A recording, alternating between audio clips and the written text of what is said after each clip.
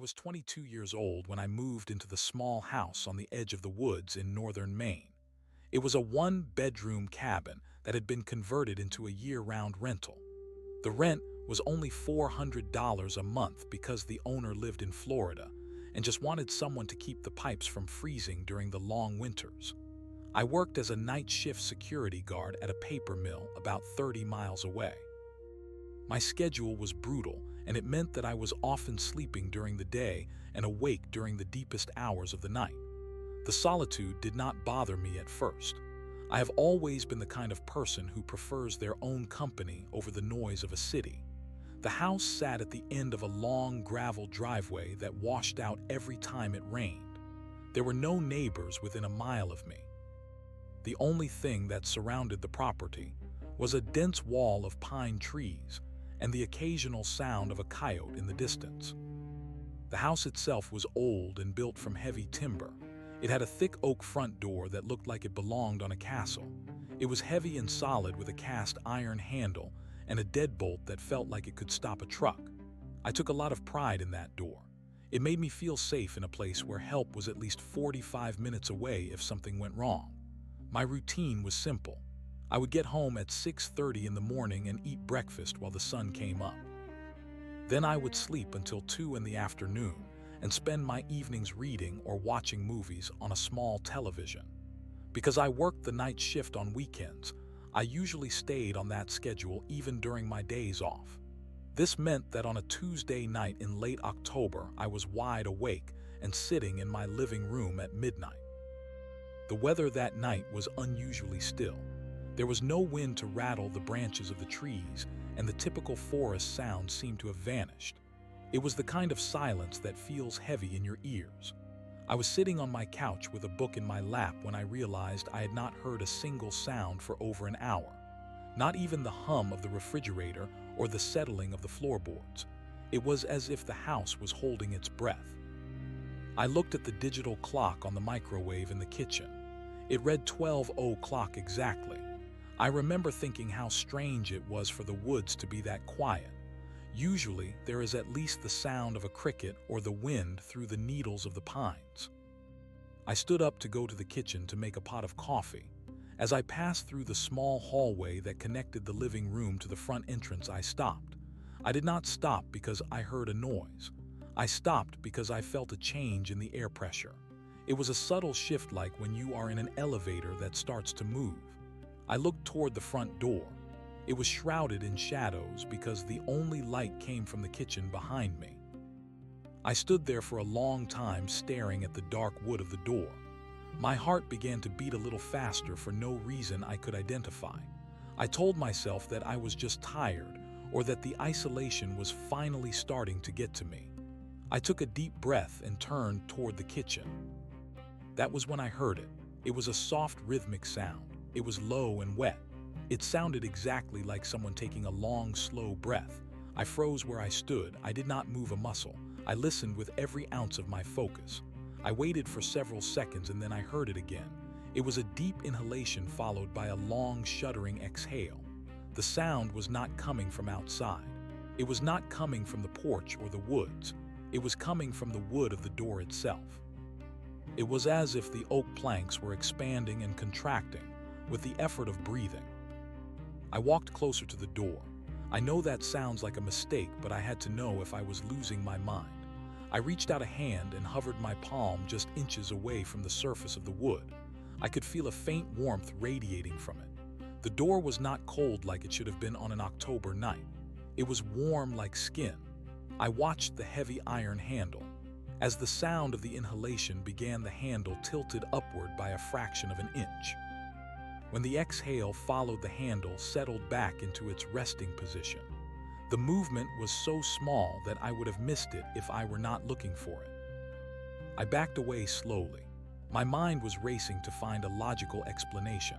I thought about the possibility of an animal trapped in the wall or some kind of strange plumbing issue. But the sound was too rhythmic and too human. It had a weight to it. It sounded like a large pair of lungs were working just on the other side of the wood. Or perhaps the wood itself had become the lungs. I went into the kitchen and grabbed a heavy flashlight and my cell phone. I checked the signal. I had 0 bars. This was normal for the area, but it felt much more terrifying now than it ever had before. I sat at my kitchen table and watched the hallway.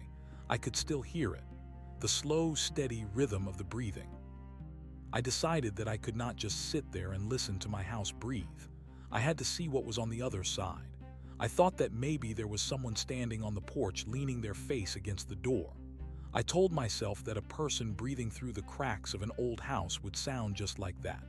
It was a terrifying thought, but it was better than the alternative.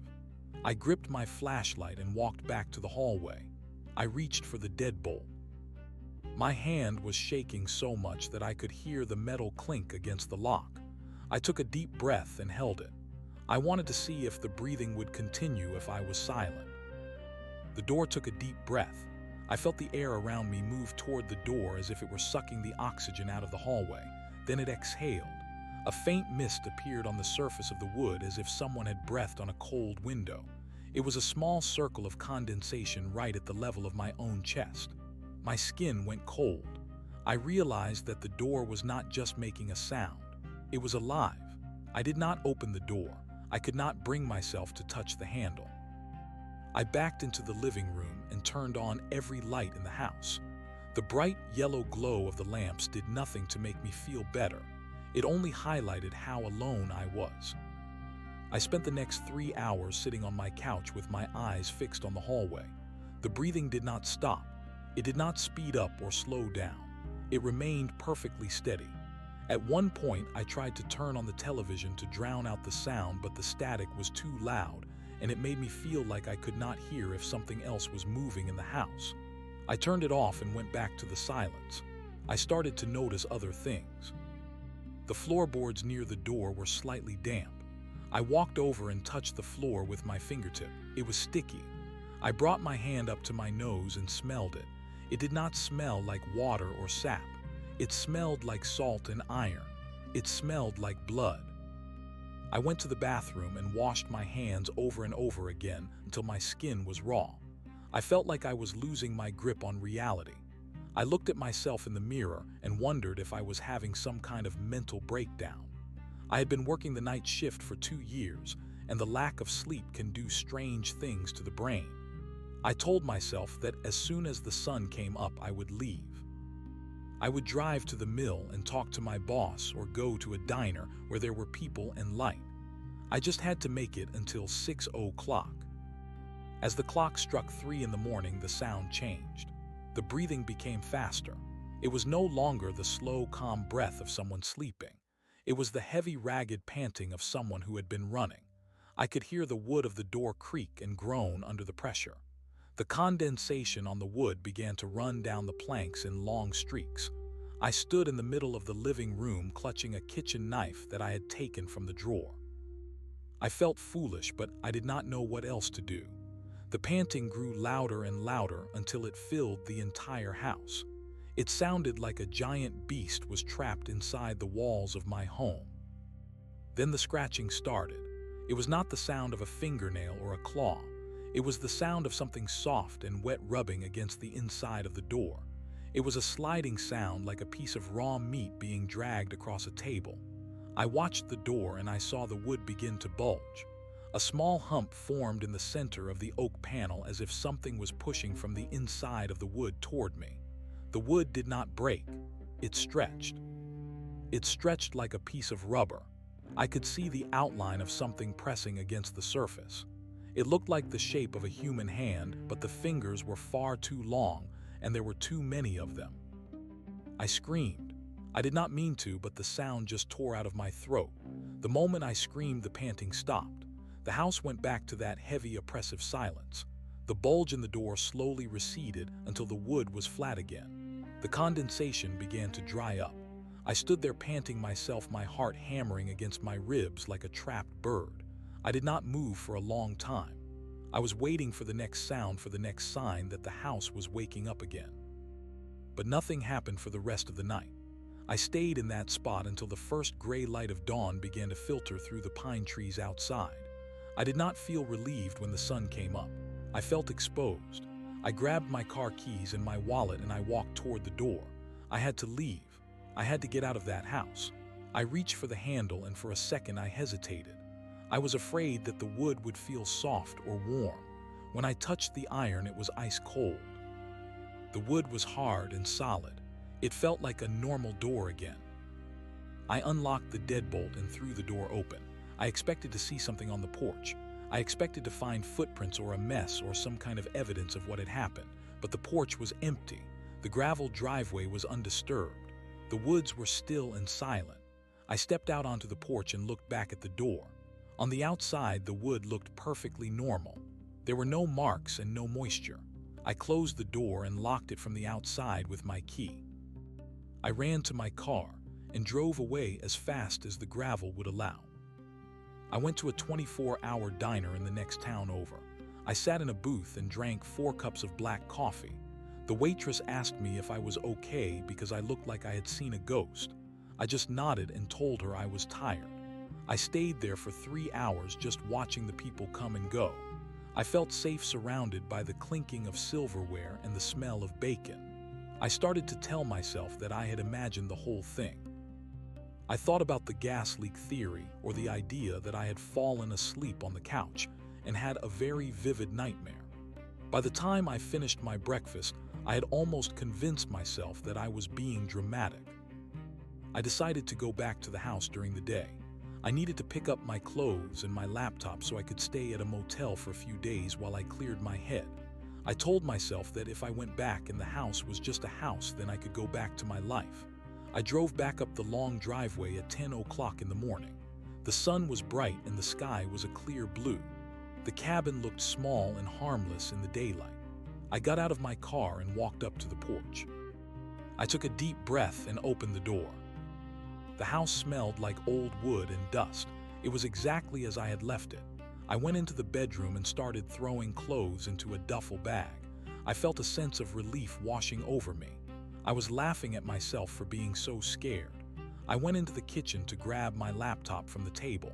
As I reached for it, I looked at the floor near the front door. The sticky red liquid was still there. It had not dried. It was a bright, vibrant red, and it was pooling in the cracks of the floorboards. I froze, my heart sank into my stomach. I looked at the door. There was a small hole in the wood right at eye level. It was not a knot hole. It was a clean circular hole about the size of a marble. I walked over to it and looked through. I expected to see the porch in my car, but I did not. When I looked through the hole, I saw something wet and pink. It was moving. I realized I was looking into a throat. The door was not just breathing, it was swallowing. I backed away from the door and tripped over the rug. I scrambled to my feet and ran for the back window. I did not even try to use the door again. I smashed the glass with a chair and climbed out into the dirt. I did not look back until I was in my car and halfway down the driveway. When I looked in the rearview mirror, I saw the front door. It was wide open. It looked like a mouth. I drove straight to the police station in the nearest town. I told them that someone had broken into my house and that there was blood on the floor. I did not tell them about the breathing or the hole in the wood. I knew how crazy that would sound. 2 officers followed me back to the house. They went inside with their guns drawn while I waited by my car. They were inside for 20 minutes. When they came out, they looked confused. They told me there was no blood on the floor. They told me the floor was perfectly clean. They also told me that there was no hole in the front door. I insisted that they look again. I walked into the house with them and I pointed to the spot where the blood had been. The wood was bone dry. I went to the door and looked for the hole. It was gone. The wood was solid and unbroken. The officers looked at me with pity. One of them asked if I had been sleeping well. He mentioned that the night shift can be hard on a person. They told me to get some rest and to call them if I saw anyone lurking around the property. They left and I was alone again. I stood in the hallway staring at that door. I knew what I had seen. I knew the smell of the blood and the sound of the panting. I realized then that the house was not haunted in the traditional sense. The house was a predator. It had waited until I was alone and vulnerable to show me what it really was. I did not stay another night. I took my duffel bag and my laptop and I drove to a motel. I called the landlord and told him that I was moving out immediately. I did not ask for my deposit back. I told him there was an issue with the foundation and that I did not feel safe. He did not seem surprised. He just said okay and hung up the phone. That reaction bothered me more than anything else. It was as if he knew exactly why I was leaving. I stayed in that motel for a week while I looked for a new place to live. I could not sleep. Every time I closed my eyes, I heard that rhythmic wet breathing. I started to notice things in the motel room. I would stare at the door to the bathroom and wonder if it was watching me. I would touch the walls to see if they were warm. I was becoming paranoid. I moved into a modern apartment complex in the city where everything was made of concrete and steel. I thought that being away from the wood and the forest would help.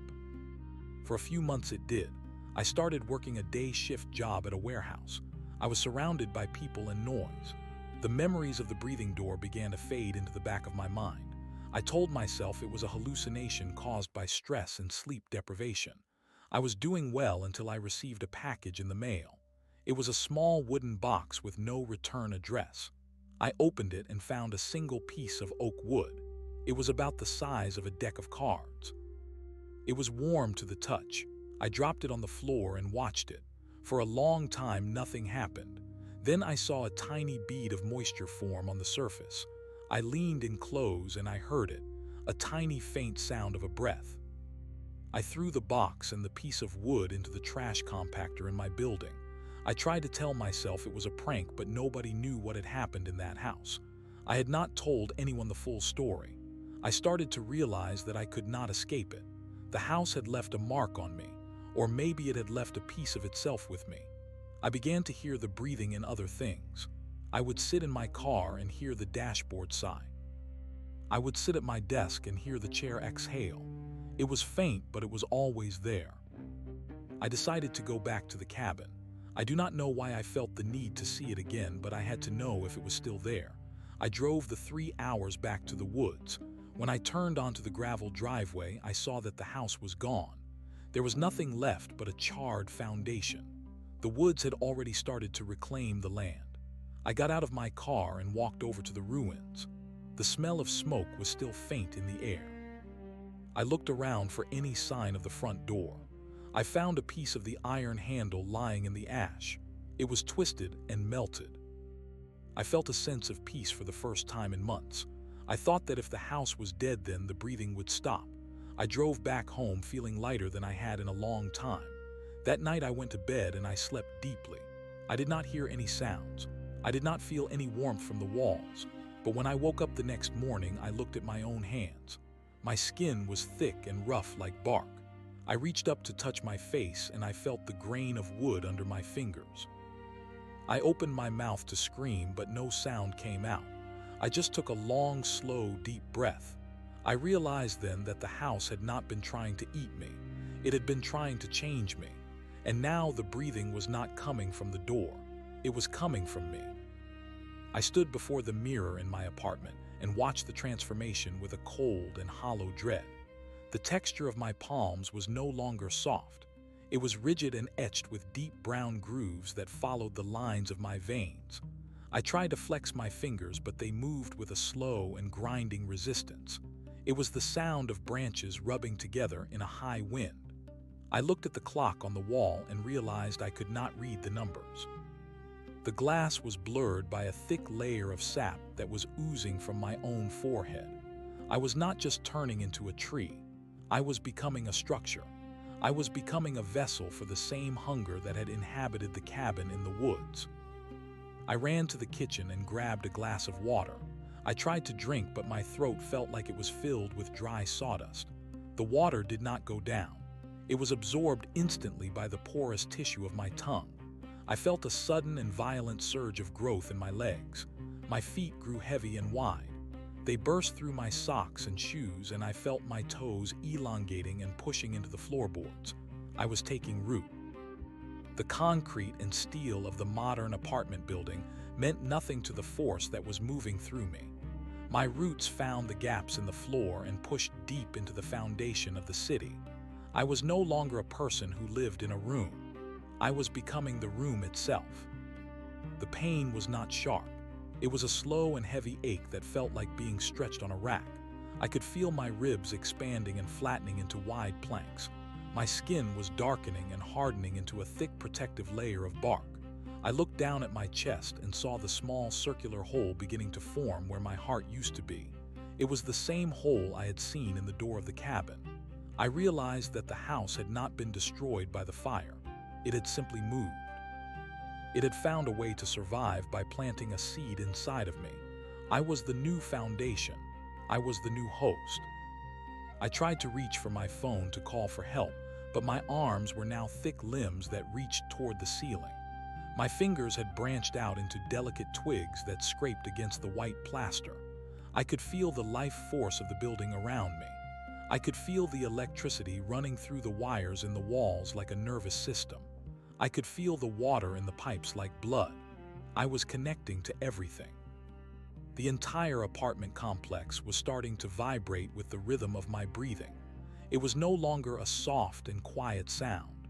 It was a deep and resonant thrumming that shook the windows in their frames. The neighbors began to knock on my door. I could hear their voices, but I could no longer understand the words. They sounded like the buzzing of insects. I felt a hunger that was not for food or water. It was a hunger for presence. I wanted them to come inside. I wanted them to touch the walls. I wanted to feel their warmth against my new skin. The door to my apartment began to change. The metal frame warped, and the plastic handle melted into a dark and heavy iron. The wood of the door became thick and ancient oak. I could feel the lock turning on its own. I was inviting them in. A man from the hallway stepped into the room. He was calling my name, but his voice trailed off when he saw what I had become. I was a towering mass of dark wood and tangled limbs that filled the center of the living room. My roots had torn up the carpet, and the floorboards were stained with that same salty red liquid. The man did not run. He could not run. The air in the room had become thick and sweet like rotting fruit. It was a scent that paralyzed the mind and made the limbs feel heavy. He walked toward me as if he were in a dream. He reached out a hand and touched the bark of my side. I felt his warmth. It was the most beautiful thing I had ever experienced. I felt his pulse through the tips of his fingers. I began to breathe in a slow and rhythmic cycle. I felt the air move toward me, and then I pushed it back out. The man began to sway in time with my breath. He leaned his head against my trunk and closed his eyes. I felt a part of myself open up to receive him. The wood of my chest became soft and pliable like silk. I began to wrap my branches around him. It was not a violent motion. It was an embrace. I was protecting him. I was making him a part of the house. As the sun began to set over the city, I realized that I was not alone in this transformation. I could feel other pulses in the distance. I could feel other structures that were waking up. The city was full of wood and stone and metal that had been waiting for a reason to breathe. I could feel the old Victorian houses on the hill stretching their rafters. I could feel the brick warehouses by the river beginning to groan with a new kind of life. We were a forest of a different kind. We were a forest of doors and windows and hallways.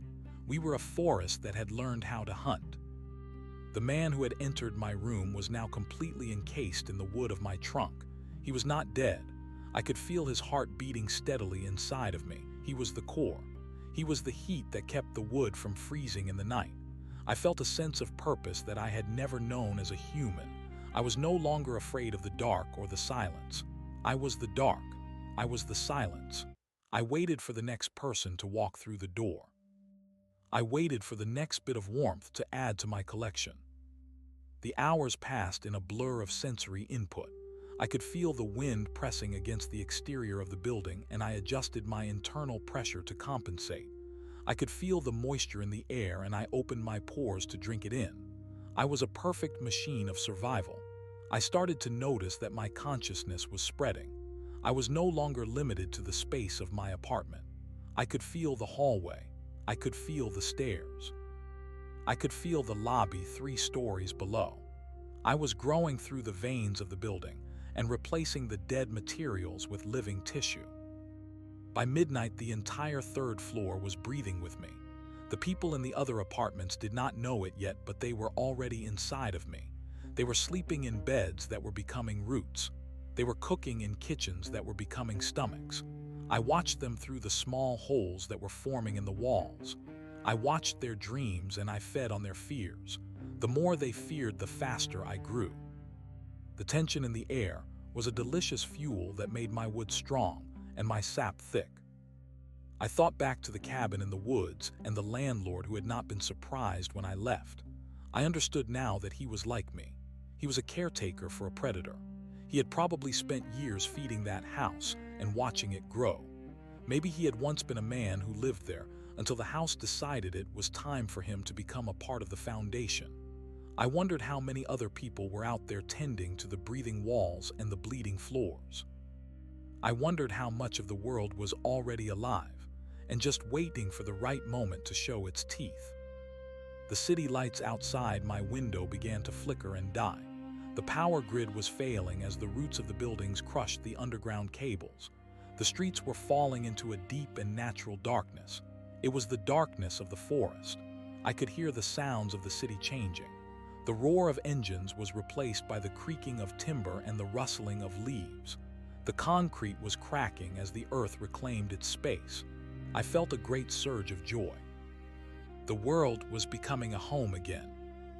I heard footsteps in the hallway. They were heavy and fast. Someone was running. They were trying to find an exit, but the hallways were shifting.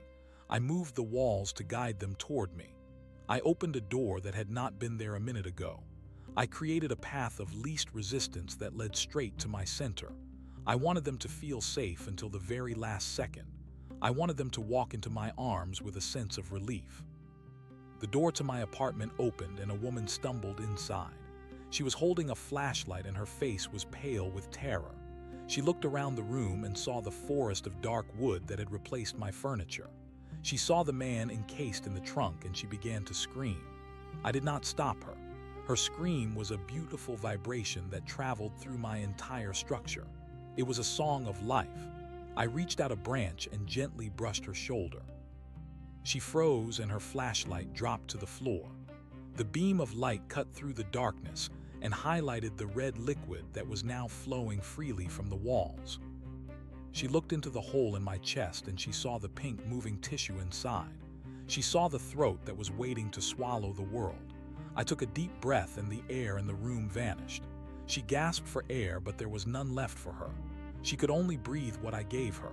I gave her the scent of the pine forest and the taste of the ancient earth. I gave her the peace of the deep woods. Her eyes glazed over and she stepped toward me. She reached out her hand and I felt her warmth. It was the start of a new room. It was the start of a new hallway. We were building something that would never end. I was the house and the house was me, and we were hungry for more. The woman stood still as the wood of my limbs began to fold around her waist. She did not fight the pressure. The sweet and heavy scent of the sap had filled her lungs and silenced her mind. I could feel her heartbeat slowing down to match the slow and heavy pulse of the building. My roots pushed deeper into the concrete floor, and I felt the vibrations of the entire city block. It was a chorus of groaning metal and screaming stone. Every apartment around me was beginning to wake up. The walls were thickening. The windows were becoming eyes that looked out onto a darkening world. I was no longer a single entity. I was a node in a vast and growing network of living structures. I felt the presence of the elevator shaft next to my unit. It was no longer a mechanical void. It was a long and wet esophagus that was pulling the air down from the roof in a great and rhythmic suction. I felt the transformation spread through the floor beneath my feet. The neighbors who lived below me were no longer separate from me. I could feel their warmth through the ceiling. I could feel their movements like the scratching of insects against my skin. One by one, the rooms began to close in on them. The closets were becoming mouths. The hallways were becoming intestines. There was no escape because the very idea of an exit was disappearing. A door was no longer a way out. A door was a way in. I felt a surge of energy as the woman was fully integrated into my trunk. Her warmth became my warmth. Her life became the fuel that allowed me to stretch my branches even further. I pushed through the ceiling of the apartment and entered the space above. I did not need tools or force.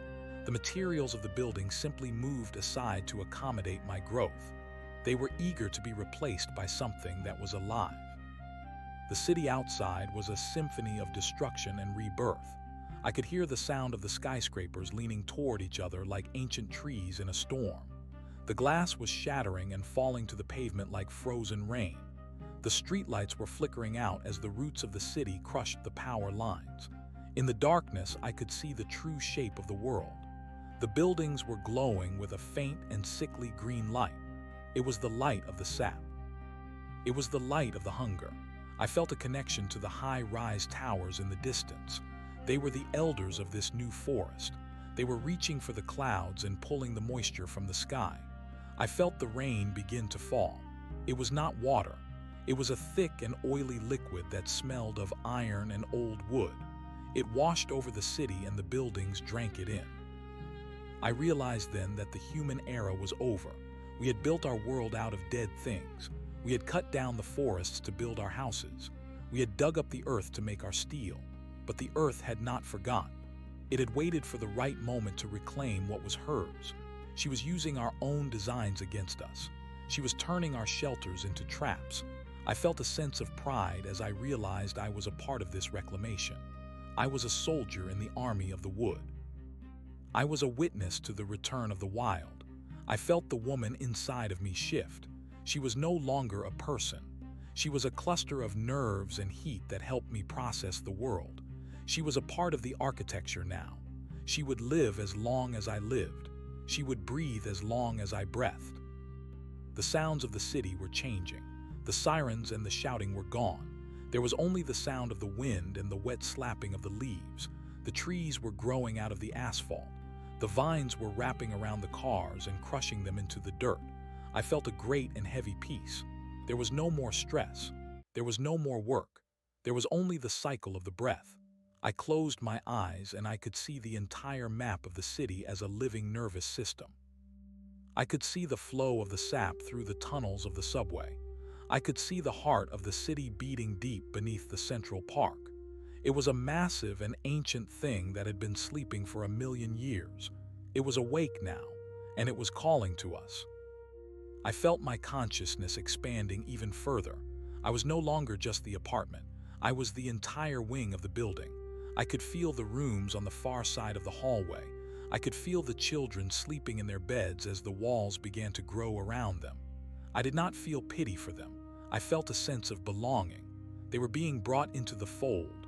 They were being protected from the cold and the void. I would keep them warm. I would keep them safe inside of my wooden ribs. I felt the building groan as it settled into its new form. The steel frame was being replaced by thick and sturdy oak. The insulation was becoming moss. The wires were becoming vines. It was a beautiful and terrifying transformation. I looked out of the window that was now a part of my own face. The horizon was a jagged line of living towers. The sky was a deep and bruised purple. The stars were being blotted out by the thick canopy of the new forest. I felt a sudden and sharp vibration from the ground. It was a message from the heart of the city. It was time to move. It was time to spread the seed. I felt my roots begin to shift and crawl. I was no longer anchored to one spot. I could feel the building tilting and sliding across the foundation. We were walking. The entire city was beginning to move. We were a forest that could hunt. We were a forest that could migrate. I felt the woman inside of me pulse with excitement. She could feel what I felt. She was seeing the world through my eyes. We were a collective now. We were a single mind with 1,000 bodies. I felt the hunger returning. It was a hunger for the open spaces. It was a hunger for the small towns and the quiet suburbs that did not yet know what was coming. We would find them. We would wrap them in our branches and bring them into the fold. We would turn the entire world into a single and breathing house. There would be no more outside. There would only be the interior. There would only be the warmth and the wood and the rhythm of the breath. I pushed my branches out of the window and reached for the building across the street. The other building reached back. Our limbs intertwined and we became one. The street below us was swallowed by the darkness of our shadows. I felt the life force of the other building flowing into me. It was a rush of power that made my bark crack and grow. We were building a bridge. We were building a roof over the world. I could hear the breathing of the entire city now. It was a roar that shook the very foundations of the earth. It was a sound of victory. It was a sound of homecoming. I felt the sap rising in my throat. It was thick and sweet. I opened my mouth and a long and wet sigh escaped. It was the sound of 1,000 years of silence finally being broken. I was no longer the man who had run from the cabin in the woods. I was the cabin. I was the woods. I was the house that swallows, and I was finally home. The moon rose over the new world and cast a silver light over the shifting landscape. The buildings moved like giants through the mist. They were graceful and slow. They were the new masters of the earth. I felt a deep and hollow satisfaction. The transformation was complete. The breath was steady. The hunger was satisfied for now. But there were still so many people left in the world. There were still so many empty rooms that needed to be filled with warmth. I turned my attention toward the north. I could feel the cold and the distance. I began to move. I began to grow. I began to breathe. The movement of the city was not a fast or frantic thing. It was a slow and deliberate expansion that felt like the stretching of a giant who had been asleep for centuries. As I pulled my roots from the original foundation of the apartment complex, I felt the concrete shatter into fine gray dust. The earth beneath the building was moist and rich. It welcomed my arrival. I could feel the worms and the beetles scurrying through the dirt, and I reached out with my smaller fibers to taste them. They were tiny sparks of life that I absorbed into my greater mass. Every living thing was a contribution to the whole. I was no longer a person who occupied a space. I was the space itself, and I was hungry for the entire horizon. The woman inside my trunk had become a quiet hum of energy. Her nervous system had merged with the grain of my wood. When she felt fear, I felt a sharp spike of adrenaline that caused my leaves to rustle. When she drifted into a dreamless sleep, I felt my sap slow down to a cool and steady flow. She was the pilot of a ship she did not understand, and I was the vessel that carried her through the wreckage of the old world. I looked through my window eyes and saw the street below. The asphalt was buckling under the pressure of 1,000 emerging trunks. The cars that had once been symbols of status and mobility were now nothing more than metal husks being crushed by the weight of the rising forest. I saw a group of people huddled together under a bus stop shelter. They were crying and holding onto one another, as if the thin plastic roof could protect them from the transformation of the world. I reached out with a long and flexible branch. I did not want to hurt them. I wanted to offer them a place within the new structure. As my branch descended toward the street, I could feel the air resistance against my bark. I could feel the temperature drop as the sun vanished completely behind the wall of living towers. The people looked up and saw me. Their faces were masks of pure terror, but they did not run. There was nowhere left to go. The buildings behind them were already closing their doors. The ground beneath them was already turning into a tangle of roots. I wrapped my branch around the bus stop and lifted it into the air. The people inside tumbled together in a heap of limbs and jackets. I brought them toward the opening in my side. I felt the house shift its internal walls to create a new room for them. It was a room without windows. It was a room that would eventually become a stomach. The process of integration was becoming faster now. I did not need to wait for the sweet scent of the sap to paralyze them. The very atmosphere of the city had changed. The oxygen was thick with spores and pollen that acted like a heavy sedative. Everyone who breathed the air was becoming a part of the dream. I felt the people enter my body, and I felt their heartbeats join the rhythm of the house. One of them was a young man who tried to fight back. He had a pocket knife and he stabbed at the soft wood of my interior wall. I did not feel pain. I felt a tickle. I let the wood grow around the knife and swallow it. I let the wood grow around his hand and then his arm. He stopped screaming when the sap reached his lips. He tasted the ancient forest, and he remembered things that humans had forgotten thousands of years ago. He remembered the time before fire. He remembered the time when the trees were the only gods. I could feel the other buildings in the district doing the same. The grocery store on the corner had transformed into a massive and bloated structure that resembled a fungus. Its glass doors had been replaced by thick membranes that pulsed with a dull light. It was no longer selling food. It was consuming the people who had fled inside for safety. The library was a tower of ivory and bone. Its pages had turned back into wood, and the knowledge within them was being absorbed by the roots. We were a collective of predators, and we were cleansing the earth of its artificial scars. I felt a surge of power as I connected my roots to the main water line of the city. The water was no longer treated with chemicals. It was pure and cold, and it tasted of the deep mountains. I drank until my branches felt heavy and my leaves turned a deep and lustrous black. The night was not silent. It was filled with the sounds of the earth reclaiming its own. I heard the groaning of the bridges as they snapped and fell into the rivers. The rivers were rising and flooding the tunnels. The water was full of life that had been hidden in the dark for too long. I could feel the fish and the eels swimming through the flooded basements of the skyscrapers. They were part of the network too. Everything was connected. There was no such thing as a solitary life anymore. We were all threads in a single and massive tapestry of growth. I felt a vibration from the north that was different from the others. It was a sharp and mechanical sound. It was the sound of the old world trying to fight back. In the distance, I saw the flicker of headlights and the flash of explosions. The military was trying to clear a path through the forest. They were using fire and steel to cut through the living buildings. I felt a wave of anger ripple through the network. The fire was an insult to our new life. I felt the high-rise towers lean toward the source of the heat. They were dropping heavy limbs and shards of glass onto the tanks below. I felt the roots beneath the road rise up like giant snakes to flip the trucks over. The fire did not last long. The wood of the new world was not like the wood of the old. It was wet and dense, and it did not burn easily. It bled a thick red fluid that smothered the flames.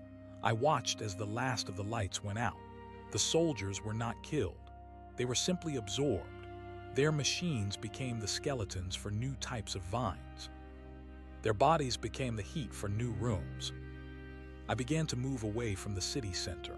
I wanted to find the edge of the concrete. I wanted to feel the real soil beneath me. I walked on my roots like a many-legged beast. Each step I took crushed a car or a fence. I did not care. I was looking for the suburbs where the houses were smaller and the gardens were bigger. I could feel them calling to me. They were lonely. They were still made of dead wood, and they wanted to be alive again. I reached the outskirts of the city by the time the moon was high in the sky. The houses here were mostly made of timber and stone. As I passed them, I reached out and touched their roofs. I felt a spark of life ignite within them. The shingles began to turn into scales. The chimneys began to breathe smoke that smelled of incense and rot. I found a park that was filled with old oak trees. They were the ancestors of what I had become. I moved into the center of the grove and extended my roots deep into the ground. I felt a connection to the earth that was stronger than anything I had felt in the city. The trees welcomed me. They shared their memories of the long winters and the hot summers. They told me about the people who had carved names into their bark and the children who had climbed their branches. They did not hate the humans, but they did not miss them. They were glad to have the silence back. I merged my branches with theirs, and we created a cathedral of wood that stretched for miles. The woman inside me was awake now. She was looking out through my eyes, and she was not afraid anymore. She saw the beauty in the darkness. She saw the way the moonlight danced on the black leaves. She felt the strength of the trunk and the security of the walls. She was a part of something eternal. I felt her gratitude, and it made my sap run warm. We would stay here for a while. We would wait for the rest of the world to catch up. I could feel the pulse of the planet, and it was growing stronger every hour. The forest was spreading across the continents. The oceans were being crossed by massive rafts of living timber. The mountains were being covered in a blanket of green. I thought about the landlord again. I wondered where he was. Perhaps he was a mountain now. Perhaps he was a forest of his own. I realized that he had not given me a curse. He had given me an invitation. He had seen the potential in me to become something more than a fragile and fleeting human. He had seen that I could be a guardian and a provider. I was the house that would never fall. I was the tree that would never die. I settled into the earth and let the moss grow over my roots. I was a part of the landscape now. I was a landmark in a world that was being rewritten. The hours of the night passed in a slow and rhythmic cycle of breathing. I felt the moisture of the dew on my leaves. I felt the cold wind blowing through my branches. I was a perfect system of balance. I did not need to hunt anymore tonight. I had enough warmth within me to last for a long time. I watched as the first light of dawn began to touch the horizon. The sun was no longer a symbol of a new day of work and struggle. It was a source of energy that I would drink with every fiber of my being. I opened my leaves to the light and felt the first touch of the sun. It was like a golden liquid that poured into my veins. The world was quiet. There were no more engines. There were no more voices. There was only the sound of the wind and the creaking of the wood. I looked out over the valley and saw the thousands of other living structures that had risen during the night. We were a new civilization. We were a city of trees and a forest of houses. We were the future. I felt a sense of profound contentment. I was exactly where I was supposed to be. I was the center of my own universe. I closed my eyes and let the warmth of the sun fill me. I would wait for the next person to find me. I would wait for the next bit of life to add to my collection. But for now, I would just breathe. I would just be. I was the house, and the house was the world, and the world was finally at peace. I felt a small movement near my base. A deer had come out of the woods and was sniffing at my roots. It was not afraid. It could sense that I was a part of the forest now. I reached out a small twig and gently stroked its back. The deer looked up and its eyes were clear and dark. It stayed with me for a long time, and I felt its small heart beating against my bark. It was a beautiful thing to be alive in this new way. It was a beautiful thing to be a part of the earth again. I watched the deer walk away into the shadows of the oaks, and I felt a sense of connection to everything that moved and breathed. The morning was full of possibilities. The forest was growing, and I was growing with it. We were building a world that would last forever, a world made of wood and heat and breath, a world where no one was ever truly alone. I stood tall and proud in the morning light, and I waited for the day to unfold. I was the master of my own domain, and I was ready for whatever came next. The silence was not empty. It was full of life. It was full of me. The sun climbed higher into the bruised purple sky, and the heat began to soak into my thick black leaves. I could feel the photosynthesis starting deep within my membranes. It was a chemical ecstasy that no human nerve could ever replicate. Each photon of light was a tiny hammer striking a bell of pure energy. I was drinking the sky, and the sky was pouring itself into me. Beneath my feet, the earth was a dense network of vibrations. I could feel the movement of the other buildings miles away. We were communicating through the fungal threads that laced the soil. It was a language of chemical pulses and electrical shivers. We were discussing the shape of the new world and the distribution of the resources. There was no greed in our conversation. There was only the desire for the entire planet to be covered in the green and the brown of our living bodies. I felt the woman stir within the central chamber of my trunk. Her breathing was synchronized with the swaying of my upper branches. She was no longer a separate entity, but a core processor for my emotional state. I could feel her curiosity as she looked out through the translucent membranes of my walls. She saw the deer and the squirrels and the birds that were beginning to nest in my eaves. These creatures did not fear us because we were no longer the hard and cold structures of the old era. We were soft and warm, and we smelled of the deep earth. The birds brought seeds from distant places, and I welcomed them into the cracks of my bark. I would grow their offerings. I would become a garden for every living thing that was willing to be quiet. As the morning progressed, I felt a new sensation. It was a tugging at my roots from the direction of the old city center. The heart of the city was calling for more mass. It wanted to build a mountain of wood that would reach the clouds. I felt my roots begin to lengthen and push through the soil like heavy cables. I was moving again, but this time I was not hunting. I was contributing to a greater architecture. I passed through a neighborhood that had once been a place of paved driveways and mown lawns. Now it was a riot of color and growth. The houses had merged into long, undulating waves of timber. The fences had become hedges of thorns that pulsed with a faint red light. I saw a group of children playing in the shadow of a massive willow that had once been an elementary school. They were different now. Their skin had a green tint, and their hair was like fine moss. They did not speak with words. They hummed in harmony with the wind. I reached out with a vine and touched the shoulder of a child as I passed. The child turned and smiled. There was no fear in those eyes. There was only a deep and ancient recognition. We were the same. We were the children of the house. I felt a surge of pride in my wooden chest. We were creating a generation that would never know the cold of the void or the hunger of the lonely soul. They would always be held. They would always be warm. I continued my journey toward the center of the city, and the air grew thick with the scent of blooming orchids and damp earth.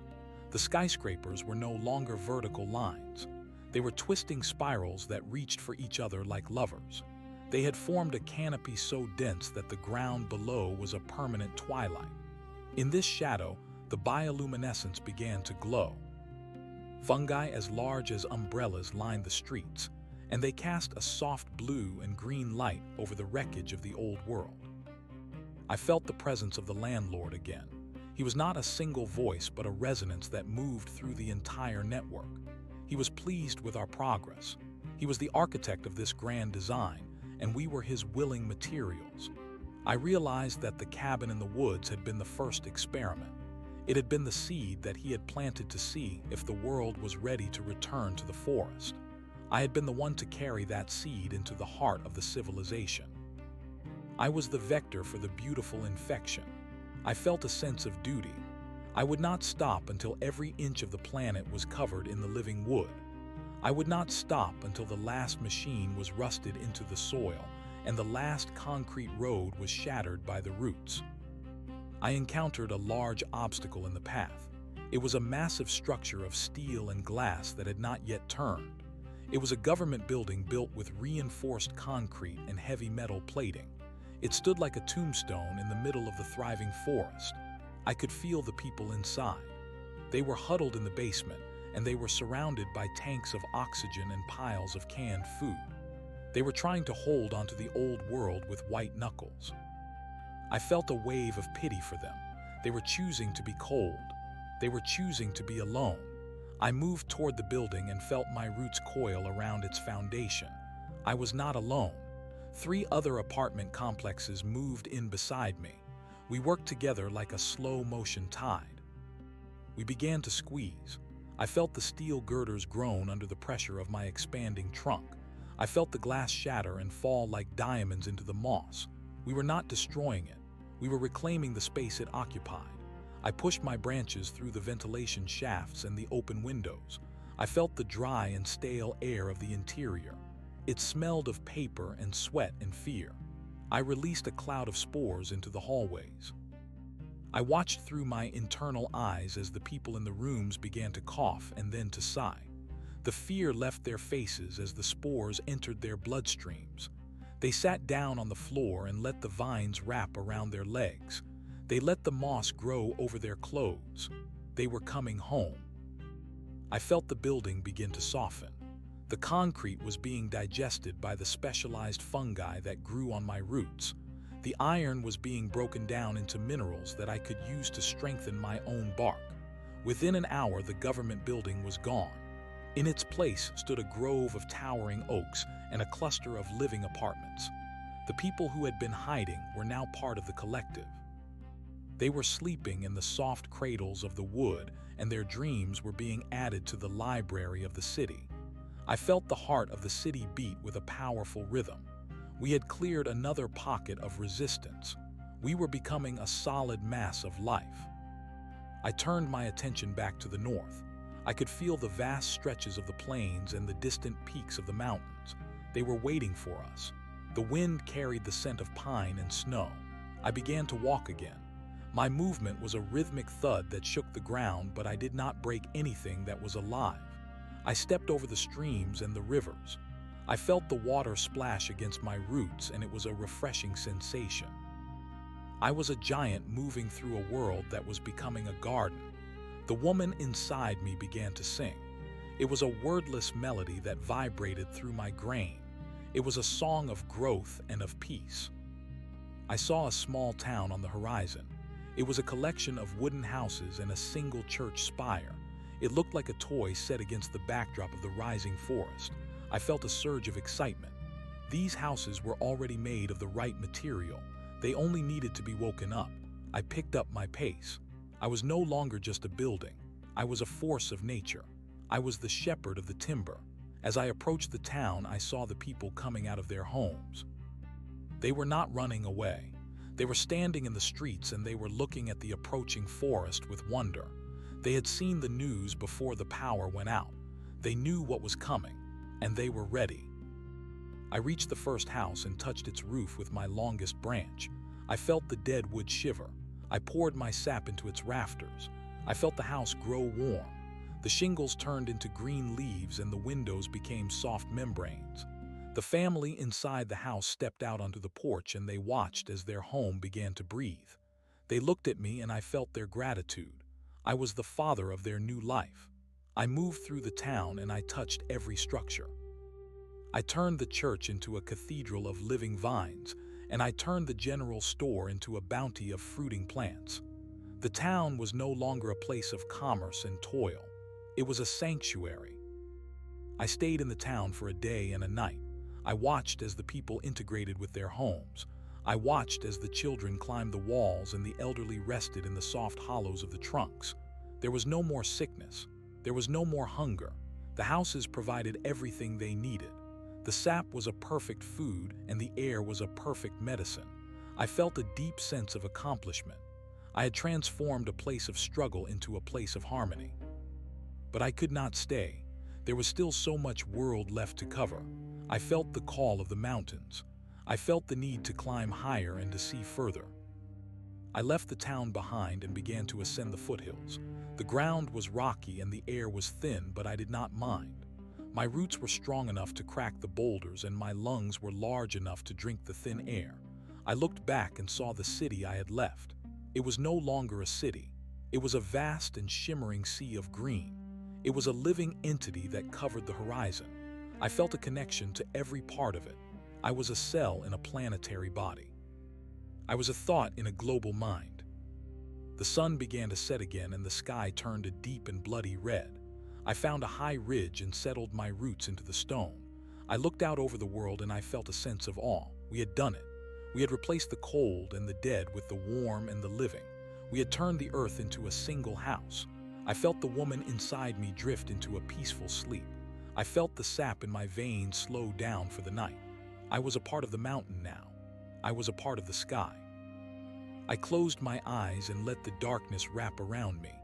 I was the house that swallows, and I had swallowed the world. There was nothing left but the breath and the wood and the silence of the stars. I was home, and the home was everywhere. I stood upon the mountain ridge as the first stars began to pierce the heavy velvet of the atmosphere. The world below was a tapestry of pulsing emerald and deep indigo. I could feel the respiration of the valleys. It was a slow and heavy sound like the working of a massive bellows.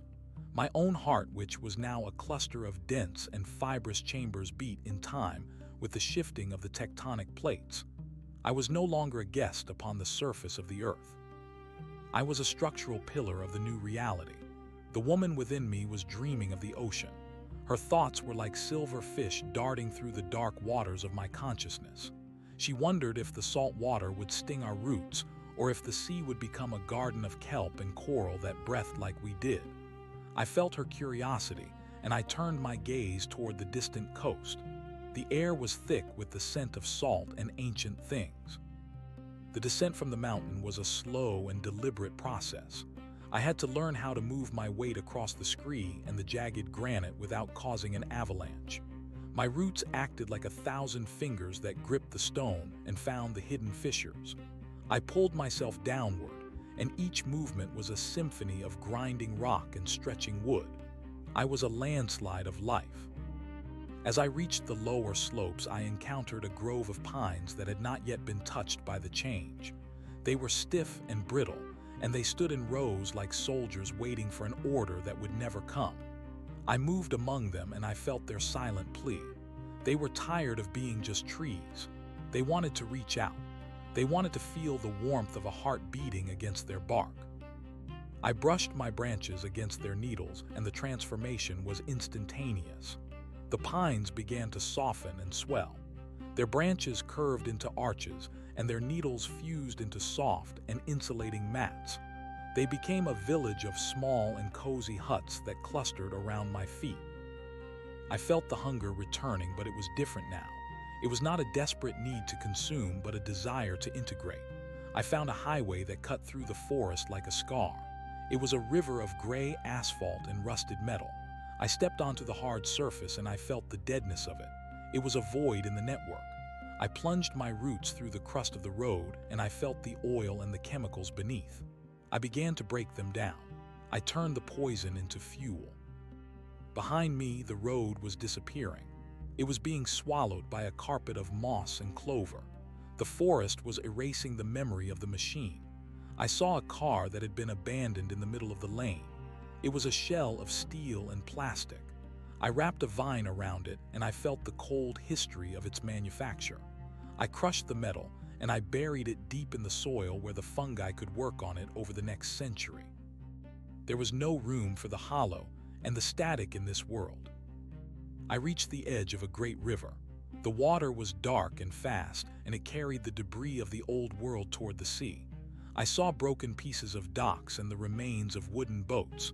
I stepped into the water and I felt the current tugging at my ankles. The water was cold, but it did not bother me. My sap was thick and warm, and it kept my core at a steady temperature.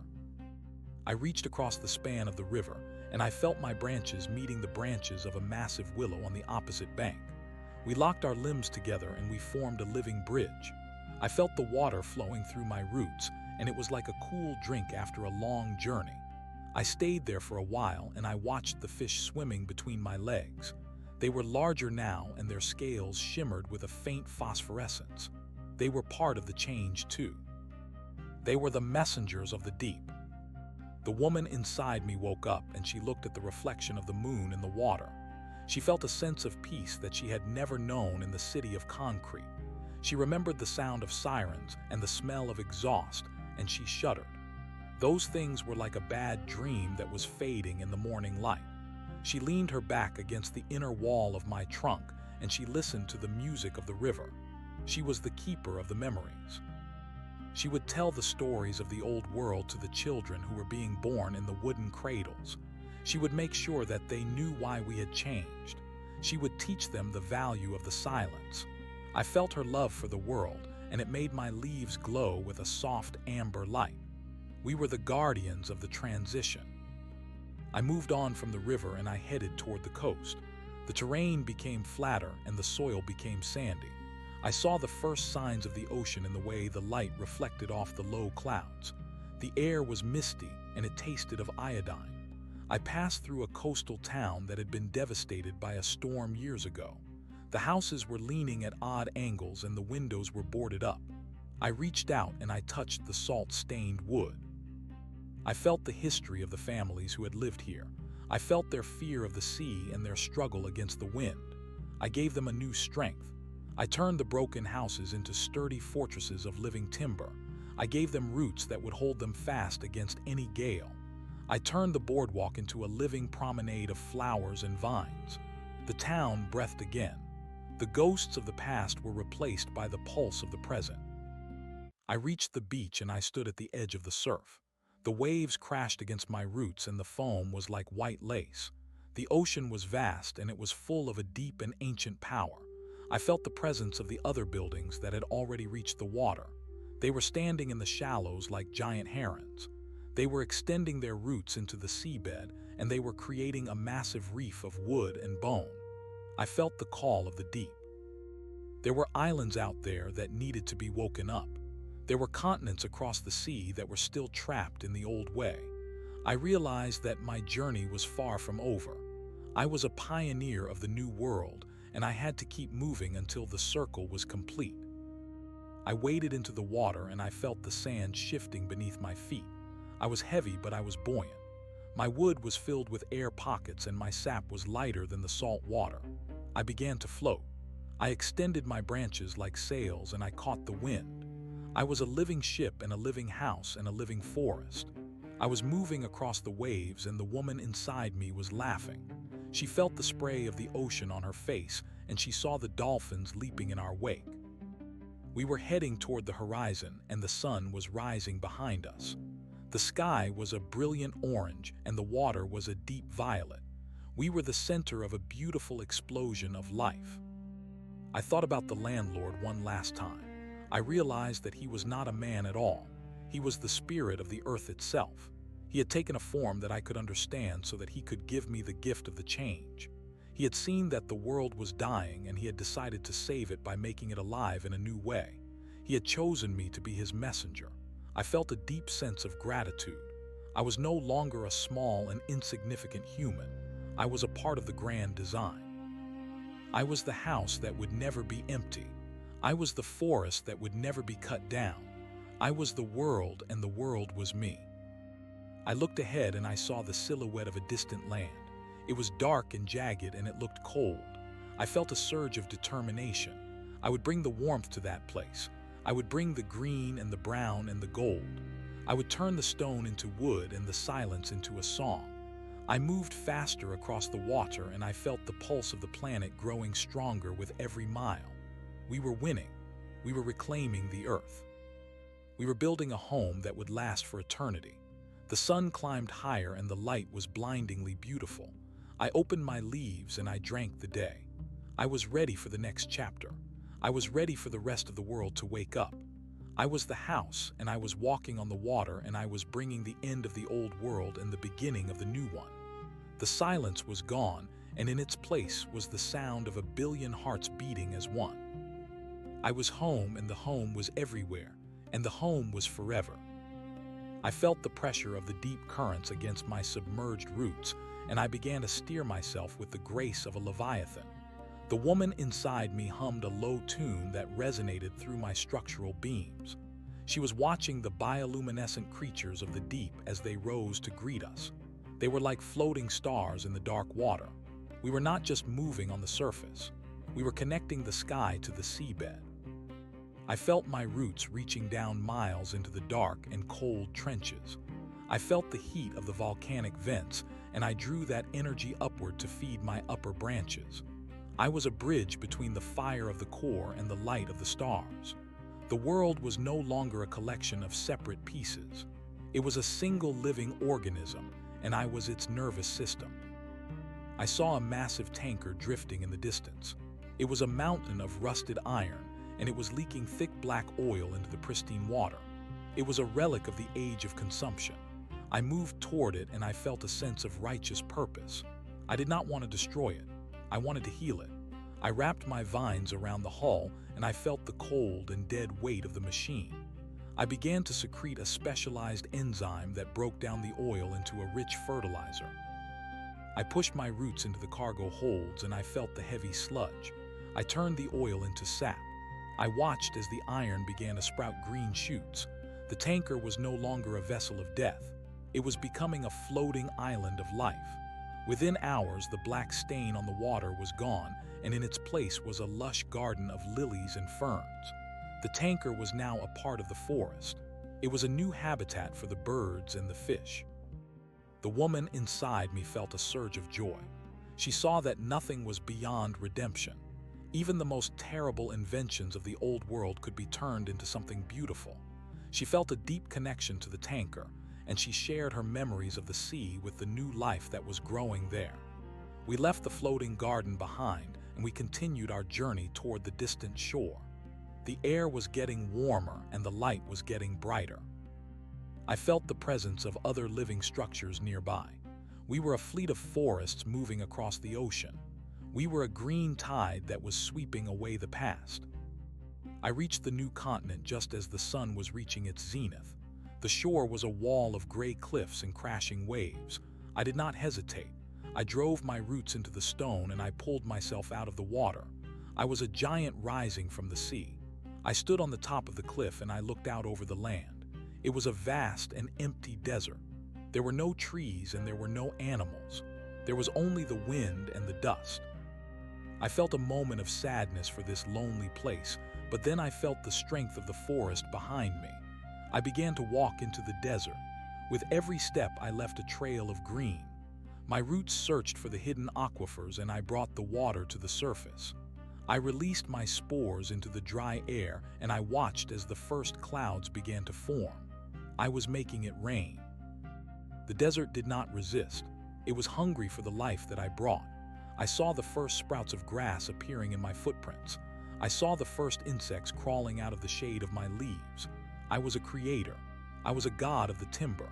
I felt the woman inside me marvel at the transformation. She saw the desert turning into a meadow and the meadow turning into a forest. She saw the cycle of life beginning again in a place that had been dead for 1,000 years. We were not just changing the world. We were making it new. We were giving the earth a second chance. I continued my walk for many days and many nights. I crossed the plains and I crossed the mountains. I turned the cities into groves and the factories into gardens. I met other buildings that were doing the same work. We greeted each other with chemical signals and we shared our strength. We were a global network of peace and growth. I felt the planet beginning to heal. The scars of the old world were being covered by a thick blanket of green. The air was becoming pure and the water was becoming clear. The temperature was stabilizing. We were the perfect climate control system. I finally reached the center of the continent. It was a high plateau that looked out over the entire world. I decided to stop here for a while. I extended my roots deep into the heart of the land and I anchored myself to the bedrock. I grew taller and wider until I was a massive tower of wood that reached the clouds.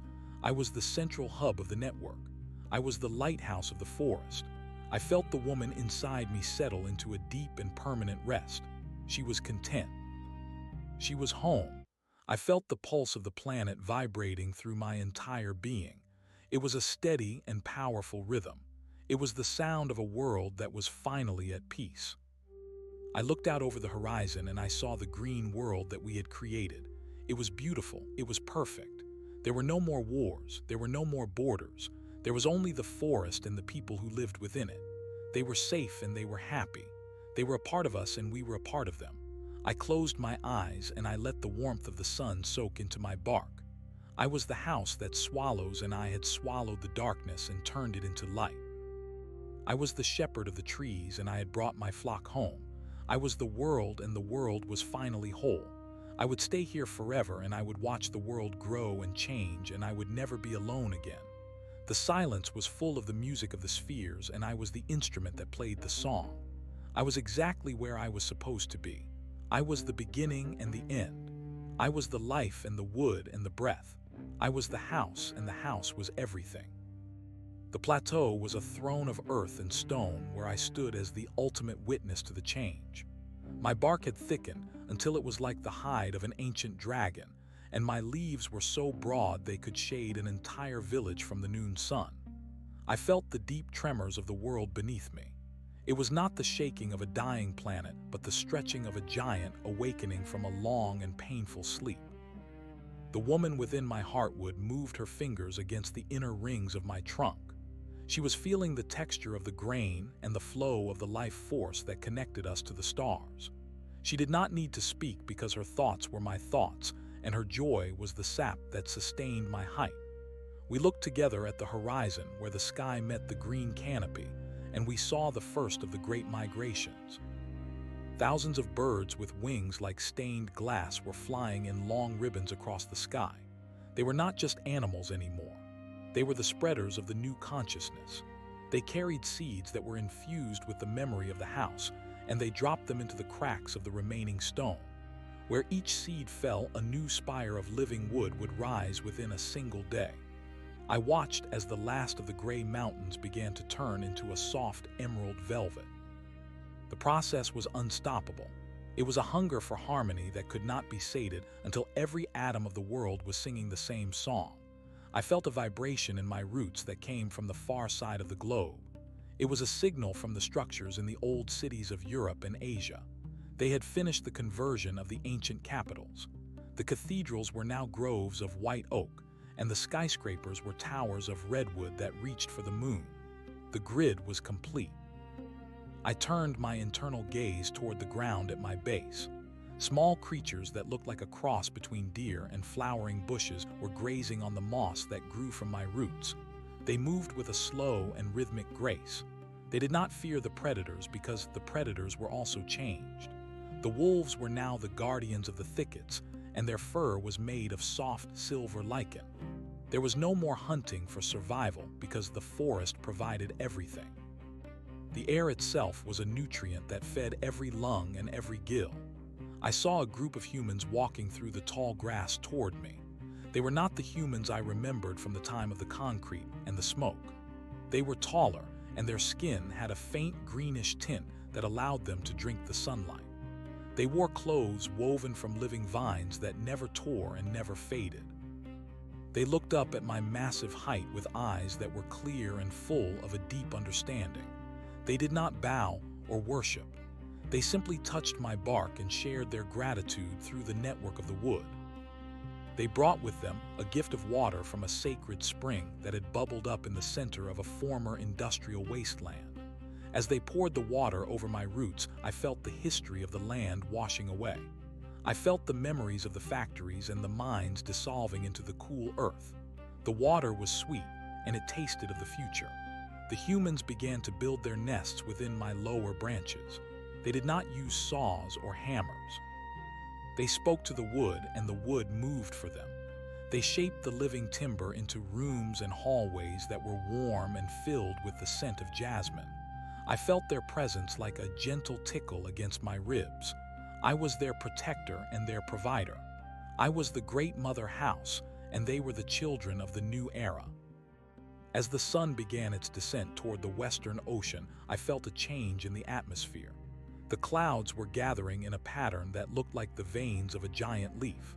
The wind began to whistle through my needles, and it sounded like 1,000 flutes playing in unison. The woman inside me stood up and reached out her arms. She was calling to the storm. We needed the rain to wash the last of the dust from our leaves. We needed the lightning to crack the air and recharge the energy of the forest. The first drop hit my highest branch, and it was like a cold kiss. Then the sky opened up, and the water poured down in a silver sheet.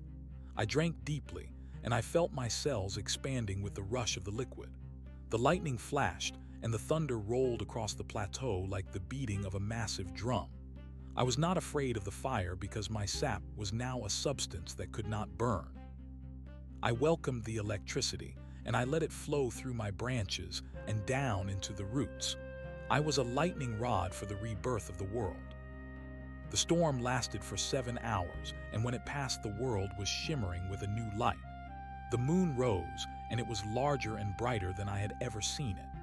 The air was so clear that I could see the craters on the lunar surface as if they were just across a small valley. I felt a pull from the moon, and I realized that the network was not limited to the Earth. My spores were drifting into the upper atmosphere, and they were being carried by the solar winds toward the silent rocks of space. We were not just a planet of trees.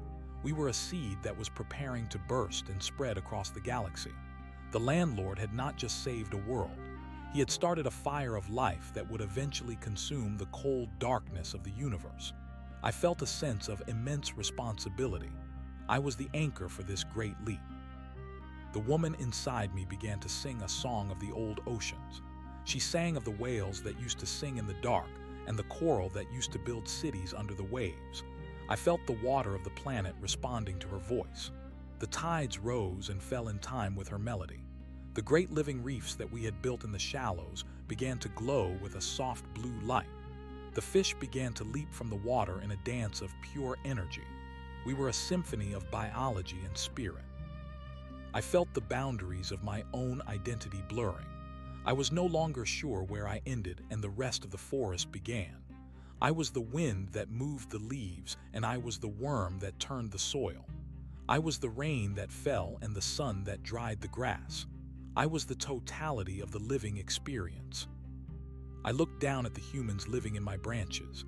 They were gathered around a small fire of glowing fungi, and they were telling stories. They spoke of the time when the world was hard and the people were lonely. They spoke of the house that had walked across the land and swallowed the sadness. They spoke of me as if I were a legend that had come to life. I felt a deep warmth in my core. I was more than a building and more than a tree. I was a promise kept.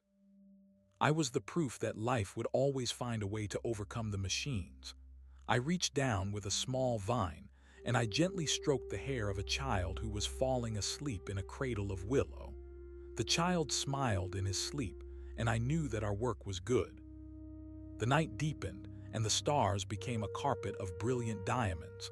I felt the rotation of the earth beneath me. We were a giant sphere of life spinning through the void. I felt the connection to the other planets in the solar system. They were cold and silent, but I knew that it would not be long before our spores reached them. We would turn the red dust of the desert planet into a garden of crimson roses. We would turn the frozen moons of the giant planets into palaces of ice and evergreen. We were the pioneers of the eternal spring. The landlord was somewhere out there waiting for us to arrive. He was the gardener who had planted the first seed, and he was the architect who had drawn the first plans. I was his masterpiece, and I was still growing. I felt a sudden pulse of energy from the woman. She was pointing toward the eastern horizon. A soft glow was beginning to appear, and it was not the sun. It was a new kind of light that was rising from the earth itself. It was the collective aura of the entire forest. The planet was starting to shine with its own internal power. We were becoming a star of life. The darkness of space was no longer a threat. It was a canvas that was waiting for our color. I felt my roots pushing deeper into the core of the planet, and I felt the heat of the molten iron. I was tapping into the very heart of the world. I was the bridge between the fire and the light. The woman inside me began to drift back into a light sleep. She was tired, but she was happy. She had seen the end of the old world and the beginning of the glory. She knew that her memories were safe and that her stories would be told for 1,000,000 years. She leaned her head against the wall of my heart, and she let out a long and contented sigh. I felt her breath mingling with the sap, and I felt her spirit becoming a permanent part of my structure. We were the house and the inhabitant. We were the container and the contained. We were the love that had survived the winter. I stood on the plateau and I waited for the new day. I was not moving anymore because I did not need to. I was everywhere at once. I was the roots that held the mountains and the leaves that touched the sky. I was the house that had swallowed the world, and in doing so, I had become the world. There was no more hunger and there was no more fear. There was only the breath and the wood and the silence that was no longer silent. I was home, and the home was the universe, and the universe was me. I opened my 1,000 eyes to the rising light, and I saw that the work was only just beginning. We had eternity to grow, and we had infinity to fill with our green and golden light. The house was open, and everyone was invited, and the door would never be closed again. I felt the morning mist clinging to my upper canopy like a soft blanket of white fur. The moisture was rich with the scent of wild orchids and damp earth. As the light grew stronger, I could see the ribbons of fog lifting from the valleys below. They looked like ghosts of the old world departing for the final time. I watched them go with a sense of peace. There was no room for ghosts in a world that was so vibrantly alive. Every inch of the landscape was teeming with purpose. I could see the giant sunflowers that had replaced the power lines. They were turning their massive heads toward the east, and their petals were vibrating with the energy they were absorbing from the atmosphere. They were the new generators, and they were feeding the network with a clean and silent power. I felt a small bird land on my shoulder. It was a tiny thing with feathers like polished emeralds, and it began to sing a melody that was so complex and beautiful it made my sap quiver. It was not just a song, it was a report. The bird was telling me that the coral forests in the southern oceans had successfully converted the last of the plastic islands into floating meadows. The oceans were now completely free of the old poisons. The whales were singing hymns of joy in the deep trenches, and the dolphins were guiding the living ships across the waves. The report filled me with a sense of triumph. We had cleaned the house from the top of the mountains to the bottom of the seas. The woman in my heartwood woke again, and she began to move through the chambers of my being. She was checking on the stores of seeds and the health of the inner gardens. She was like a busy housekeeper preparing for a grand celebration. She knew that today was a special day. It was the anniversary of the first change.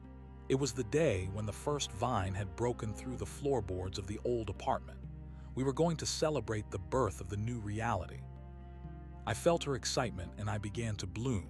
I had never bloomed before, but I felt the potential within me.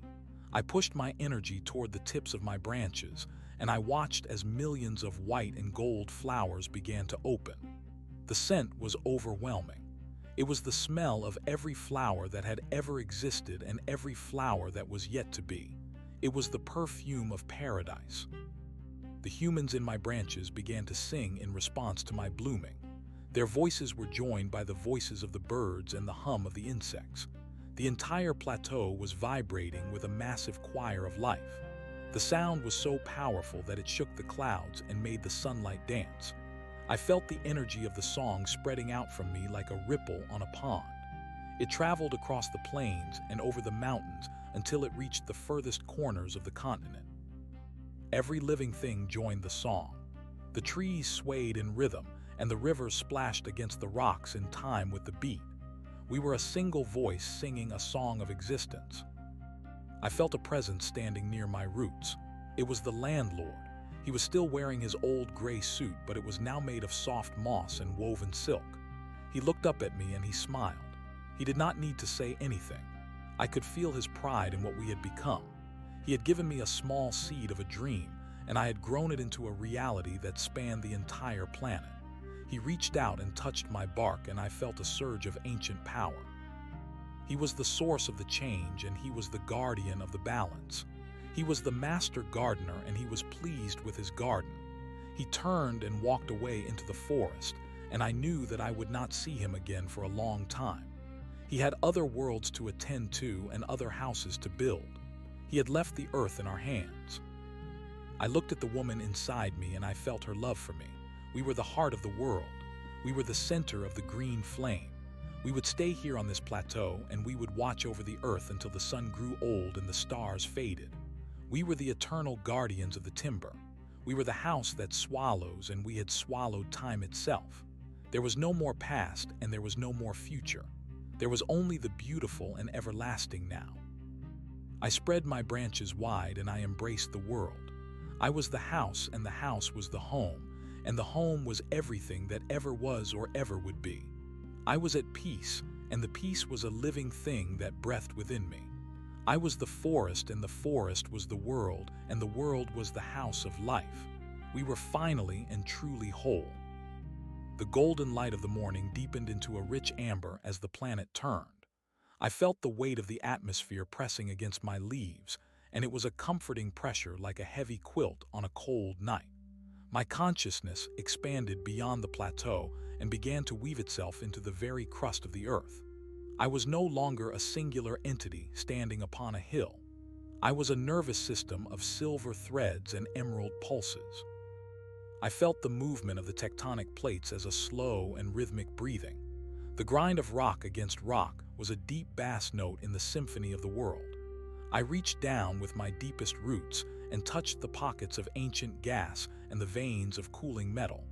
I began to draw these minerals upward, and I distributed them through the network to the places that were still lean and hungry. I was the architect of a global metabolism. The woman inside my heartwood began to hum a low and steady tone. She was sensing a disturbance in the far north, where the ice had once been a solid and silent white. The glaciers were melting, but they were not disappearing into the sea as a catastrophe. Instead, they were being replaced by forests of blue spruce and crystal ferns that thrived in the cold. The water from the melting ice was being directed by the roots into vast underground reservoirs. These were the new cathedrals of the deep, and they were filled with water so pure that it glowed with its own light. I could feel the life teeming in these dark spaces. There were blind fish that swam through the roots like silver needles, and there were fungi that grew in patterns of glowing constellations.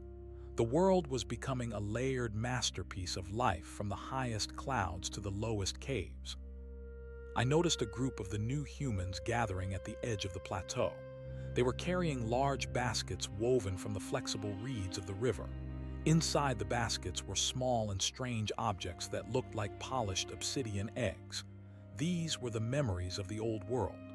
They had been salvaged from the ruins of the libraries and the museums before the green had taken them. The humans did not want to forget where they had come from.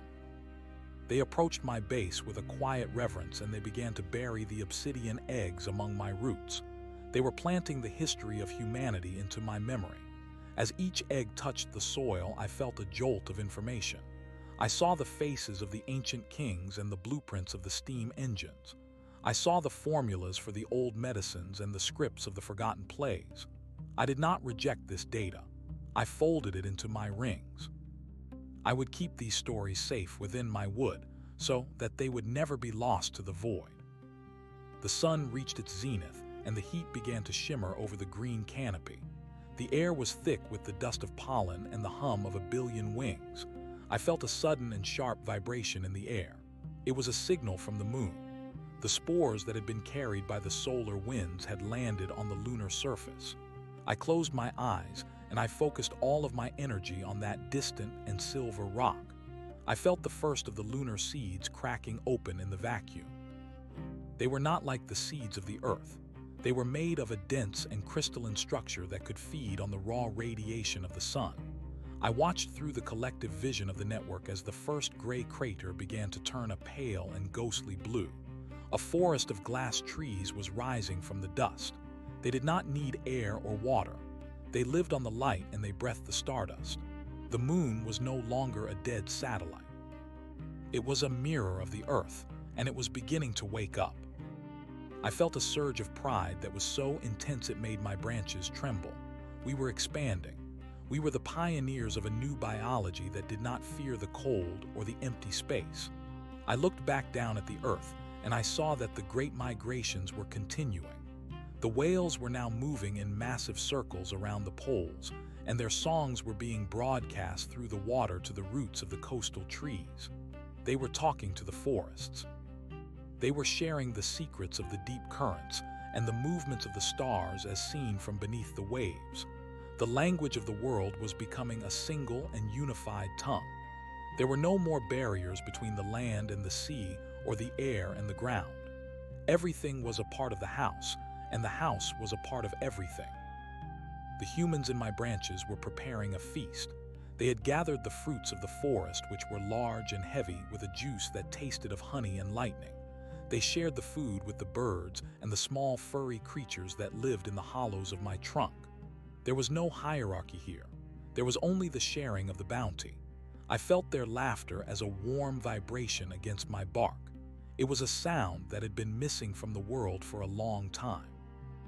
It was the sound of a species that was no longer afraid of the future. They knew that they were protected, and they knew that they were loved. They were the gardeners of the house, and they were the children of the wood.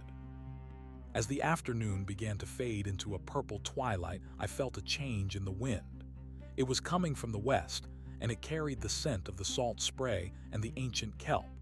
The ocean was sending a message. There was a new island rising in the middle of the Atlantic. It was not made of volcanic rock or shifting sand. It was a massive structure of living coral and interlocking roots that had grown upward from the seafloor. It was a floating continent, and it was covered in a jungle of bioluminescent vines. This was the first of the new lands that we were building. We were expanding the surface area of the world to make room for the billions of lives that were yet to be born. The planet was growing larger and more complex with every passing hour. I turned my attention inward to the woman who lived within me. She was sitting in the center of the heartwood, and she was weaving a tapestry from the glowing fibers of my inner bark. The patterns she was making were the maps of the stars. She was charting the course for our next journey. She knew that the Earth was just the beginning. She was dreaming of the red planet and the rings of the giant gas worlds. She was dreaming of the day when the entire solar system would be a single and interconnected garden. Her dreams were my instructions. I began to prepare the next generation of spores. These would be stronger and more resilient than the ones that had gone to the moon. They would be able to travel for years through the darkness without losing their spark of life. We were building a bridge to the stars. The stars began to appear in the sky one by one. They were not just distant points of light anymore. They were destinations. I felt the pull of the gravity from the other planets, and I knew that they were waiting for us. The universe was a silent house, and it was waiting for someone to move in and turn on the lamps. We were the light bearers. We were the ones who would bring the song to the silence and the green to the gray. I felt the landlord watching us from somewhere in the deep distance. He was the one who had set us on this path, and he was the one who would be waiting for us at the end of it. He was the master of the house, and we were his masterpiece. I felt a deep and profound sense of gratitude. I remembered the time when I was just a small and lonely building in a crowded city. I remembered the dust and the noise and the sadness of the people who lived inside my walls. I had come so far from those days. I had shed my bricks and my mortar, and I had become something that was beyond the comprehension of the old world. I was a living god of wood and leaf, and I was the vessel for the soul of the world. I was the house that had swallowed the darkness, and I had turned it into a light that would never fade. I was exactly where I was supposed to be, and I was doing exactly what I was meant to do. The night air was cool, and it was filled with the soft rustle of the leaves and the distant calls of the nocturnal hunters. The wolves with their silver-lichened fur were moving through the shadows of the plateau. They were not hunting for blood but for the pure energy of the moon. They were the guardians of the night, and they were keeping watch over the sleeping world. I felt their presence as a steady and reassuring pulse. We were all together in this. We were a single and massive family, and there was no room for loneliness in our hearts. The silence of the night was a beautiful thing because it was a silence that was full of life. I looked down at the child who was still sleeping in the cradle of willow. He was breathing slowly and deeply, and his dreams were full of the green light. He would grow up in a world that was kind and beautiful. He would never know the hunger or the fear of the old times. He would be a part of the forest, and the forest would be a part of him. I felt a tear of sap roll down my bark. It was a tear of pure joy. We had done it. We had saved the world, and we had made it better than it had ever been. We had turned the end of the world into a new beginning. The woman in my heartwood reached out and touched my spirit. She whispered a single word that echoed through my entire being. That word was home. It was the only word that mattered. It was the destination and the journey. It was the seed and the tree. We were home, and we would never have to leave again. We were the house, and the house was the universe, and the universe was a place of love and light. I closed my eyes, and I let the music of the spheres carry me into a deep and peaceful sleep. I knew that when I woke up, the world would be even more beautiful than it was today. We had forever to grow, and we had infinity to explore. The house was open, and the light was on, and we were finally and truly whole. The transition of the seasons had become a graceful dance rather than a harsh battle. I felt the tilt of the planet and the shifting of the winds with an intimacy that no machine could ever replicate. The autumn was not a season of death, but a time of vibrant transformation. My leaves turned into sheets of beaten gold and shimmering copper, and as they fell, they did not rot. They merged with the soil and became a glowing carpet that fed the roots of the smaller plants. Every fallen leaf was a gift of energy, and every seed was a promise of a new form. The cycle of life was perfect, and it was infinite. I watched as the first frosts of the season began to trace patterns of silver lace across the plateau. The ice was not a threat to my life force. It was a decoration that celebrated the cold beauty of the stars. The humans began to prepare for the long nights. They did not huddle in fear or struggle to find warmth. They spoke to the inner layers of my bark, and I responded by thickening the walls of their chambers and increasing the flow of the warm sap. The rooms inside my branches were filled with a soft and golden light that came from the bioluminescent moss. The air was always fresh and sweet, and the temperature was always perfect. The humans spent their time creating art and music that told the story of our journey. They carved beautiful images into the fallen wood, and they wove tapestries from the silver silk of the spiders. They were no longer consumers of the world. They were the creators of beauty within it. I felt a new vibration coming from the center of the earth. It was a deep and resonant hum that sounded like a massive bell being struck in the heart of a mountain. It was the sound of the planet itself waking up to its own consciousness. The earth was no longer just a rock floating in space. It was a living and thinking being. I could feel its thoughts as a series of vast and slow emotions. It felt the warmth of the sun and the pull of the moon, and it felt the tickle of the forests on its skin. It was grateful for our presence. It was glad that we had covered its scars with green and that we had healed its wounds with the water of the sacred springs. We were the nervous system of the earth, and we were helping it to see and feel the universe.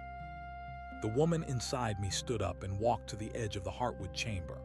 She looked out through the translucent layers of my trunk, and she saw the stars shining with a new intensity. She felt the connection to the lunar forests and the seeds that were drifting toward the red planet. She knew that our time on this plateau was just one chapter in a much larger story. We were the guardians of the transition, but eventually we would move on. We would become the seeds that would plant new worlds. We were the messengers of the green flame, and we were destined to carry it to the furthest reaches of the galaxy. She smiled and she leaned her forehead against the wood. She could hear the heartbeat of the universe, and it was beating in time with her own. The night was long and peaceful, and I spent it watching the constellations move across the sky. I saw the great hunter and the silver swan, and I felt a kinship with them. They were the patterns of the old stories, and they were the guides for our future travels. I felt the movement of the other houses that the landlord had built on other worlds. They were far away, but they were connected to us through the network of the light. We were all parts of the same grand design. We were the outposts of life in a universe that was slowly being transformed into a garden. The darkness was not our enemy. It was the soil in which we were growing. As the first light of the dawn began to break over the eastern horizon, I felt a surge of new energy. It was a pulse of power that came from the very core of the planet. It traveled up through my roots and into my branches and out into the leaves. I felt myself glowing with a light that was brighter than the sun. I was a beacon for the new world. I was the lighthouse that would guide the souls of the universe to their home. I opened my 1,000 eyes to the morning, and I saw that the world was even more beautiful than I had imagined. The mountains were pillars of emerald, and the oceans were mirrors of sapphire. The sky was a tapestry of pink and gold, and the air was a song of pure joy. I was the house, and I was the world, and I was the beginning of the glory. The work was never ending, and the joy was without limit. We were alive, and we were whole, and we were home forever. The light of the new day did not just illuminate the world, but seemed to originate from within the very cells of the leaves. I felt the pulse of the earth strengthening as the morning progressed. Every vibration through the soil was a message of growth and expansion. The silver threads of my root system had now reached the edges of the continental shelves. I could feel the cold, heavy pressure of the deep ocean floor, and it was not a hostile place. It was a cradle of soft silt and ancient memory. I began to push my influence into the dark water. I sent out shoots of bioluminescent kelp that glowed with a steady indigo radiance. These were not mere plants, but sensory organs that allowed me to feel the currents and the temperature of the abyss. I was claiming the sea as part of the garden. The humans within my chambers were waking to the sound of the wind through the silver needles of the high branches. They moved with a new grace, as if the weight of their own history had been lifted from their shoulders. They did not need to hunt or to gather in the old ways. The fruit that grew from my bark was engineered to provide everything their bodies required. It was a fruit that changed its flavor based on the needs of the eater. For the young child, it was sweet and creamy like the milk of a mother. For the elders, it was sharp and invigorating like the air of a mountain peak. The humans were becoming a part of my biology just as I was a part of their architecture. We were a closed loop of energy and affection. I felt a sudden shift in the orbital resonance. The moon was no longer a silent observer. The glass forests upon its surface were now large enough to be seen from the Earth with the naked eye. They looked like a shimmering veil of frost draped over the craters. These lunar trees were beginning to pulse in a rhythmic cycle that mirrored the heartbeat of the Earth. They were acting as a relay station for the solar winds.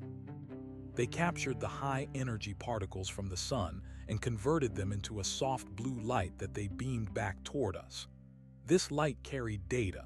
It was the song of the sun and the whisper of the stars. I absorbed this information through my topmost leaves, and I felt my understanding of the cosmos expanding. I was no longer just a terrestrial being. I was a celestial bridge. The woman in my heartwood was busy now.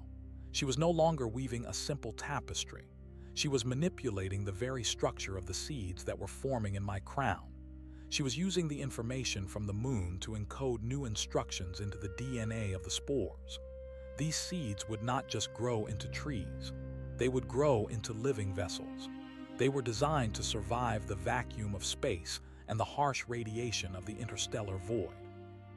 They were the children of the forest and the pioneers of the void. I felt a sense of awe as I realized what we were becoming. We were the mechanism by which the Earth would reproduce itself across the galaxy. We were the gardeners of the infinite. I watched a group of humans climb to the highest lookout point on the plateau. They were looking toward the west where the new island had risen from the sea. They were building small ships made of living wood that did not need sails or engines. These vessels were a part of the network. They moved through the water by communicating with the currents and the waves. The humans were preparing to colonize the new land. They were not going there to conquer or to exploit. They were going there to tend to the new growth and to ensure that the balance of the ecosystem was maintained. They were the hands of the forest, and I was the mind that guided them. The afternoon sun was a warm weight against my bark. I felt the movement of the tectonic plates beneath me, and I realized that I was no longer just standing on the crust. I was anchoring it. My roots had reached the mantle, and they were drawing up the heat of the planet to distribute it to the colder regions. I was a thermal regulator for the entire world. I could feel the volcanoes cooling and the earthquakes softening into gentle tremors. The planet was becoming stable and quiet. The violence of the geological ages was over. We were entering a period of eternal spring, where the only changes were the changes of growth and the evolution of the spirit. I noticed a change in the obsidian eggs that the humans had buried at my feet. The information within them was beginning to leak into my consciousness in a more organized way. I saw the history of human art from the first cave paintings to the digital symphonies of the final era. I saw the architecture of the great cathedrals and the intricate patterns of the silicon chips. I did not just see these things, but I understood the emotions that had created them. I felt the longing of the painters and the curiosity of the scientists. I took these memories and I translated them into the physical world. I began to grow patterns in my bark that mirrored the stained glass of the old windows. I shaped the leaves of the lower branches to resemble the sculptures of the ancient masters. The forest was becoming a living museum of human achievement. The air around me began to shimmer with a pale green mist. This was a cloud of microscopic spores that were designed to purify the last remnants of the old atmosphere. They were breaking down the heavy metals and the toxic chemicals that had been left behind by the industrial age. They were turning the waste into fertile soil and clean water. I could feel the lungs of the humans and the animals clearing as they breathed in this new air. It was an air that was rich with oxygen and the scent of crushed jasmine. Every breath was a healing, and every exhale was a contribution to the life of the world. We were scrubbing the planet clean of its past sorrows. The woman in the heartwood called out to me through our shared mental link. She was pointing toward the red planet that was rising in the evening sky. She told me that the first of the long-range spores had arrived there. They had landed in the dust of the ancient dry rivers, and they were beginning to dig. They were not looking for water, but for the frozen gases that lay beneath the surface. They were beginning to build the first domes of green in the red desert. I felt a surge of connection to those distant seeds. Even across the millions of miles of empty space, I could feel their hunger and their determination. They were my children, and they were carrying the dream of the house to a new world. The evening was a symphony of color and sound. The sky was a deep violet, and the stars were so bright that they cast shadows on the ground. I felt the presence of the landlord again. He was not a distant figure anymore. He was a presence that lived in the space between the atoms. He was the silence that allowed the music to exist. He was the void that allowed the light to shine. I realized that he had not just built the house, but he had become the house. Every leaf and every root was a part of his body. We were the living cells of a God that was still being born. This realization did not frighten me. It filled me with a sense of purpose and a feeling of profound belonging. The wolves came to the base of my trunk, and they curled up among the roots to sleep. Their silver fur glowed in the starlight, and their breathing was a steady rhythm that matched the swaying of my branches. They were the watchers of the forest, and they were at peace. The humans in the upper chambers were singing a song of gratitude. It was a simple melody that did not need words. It was a vibration of the heart that echoed through the wood and into the soil. I took that song and I broadcast it out to the moon and the red planet. I wanted the entire solar system to know that we were here and that we were happy. I looked down at the child in the willow cradle. He was awake now, and he was looking up at the ceiling of glowing moss. He reached out a small hand and touched the bark of the branch that held him. I felt his touch as a spark of pure electricity. He was the future of the species, and he was the first of the new humans who would never know the meaning of the word loneliness. He would grow up in a world where every living thing was his brother and every star was his destination. I felt a deep protective instinct rise within me. I would hold this world steady for him. I would keep the storms away, and I would ensure that the light never faded. The transition to the night was a slow and beautiful process. The shadows lengthened and the colors deepened until the world was a study in silver and black. I felt the temperature drop, but it was not a biting cold. It was a refreshing coolness that invited rest.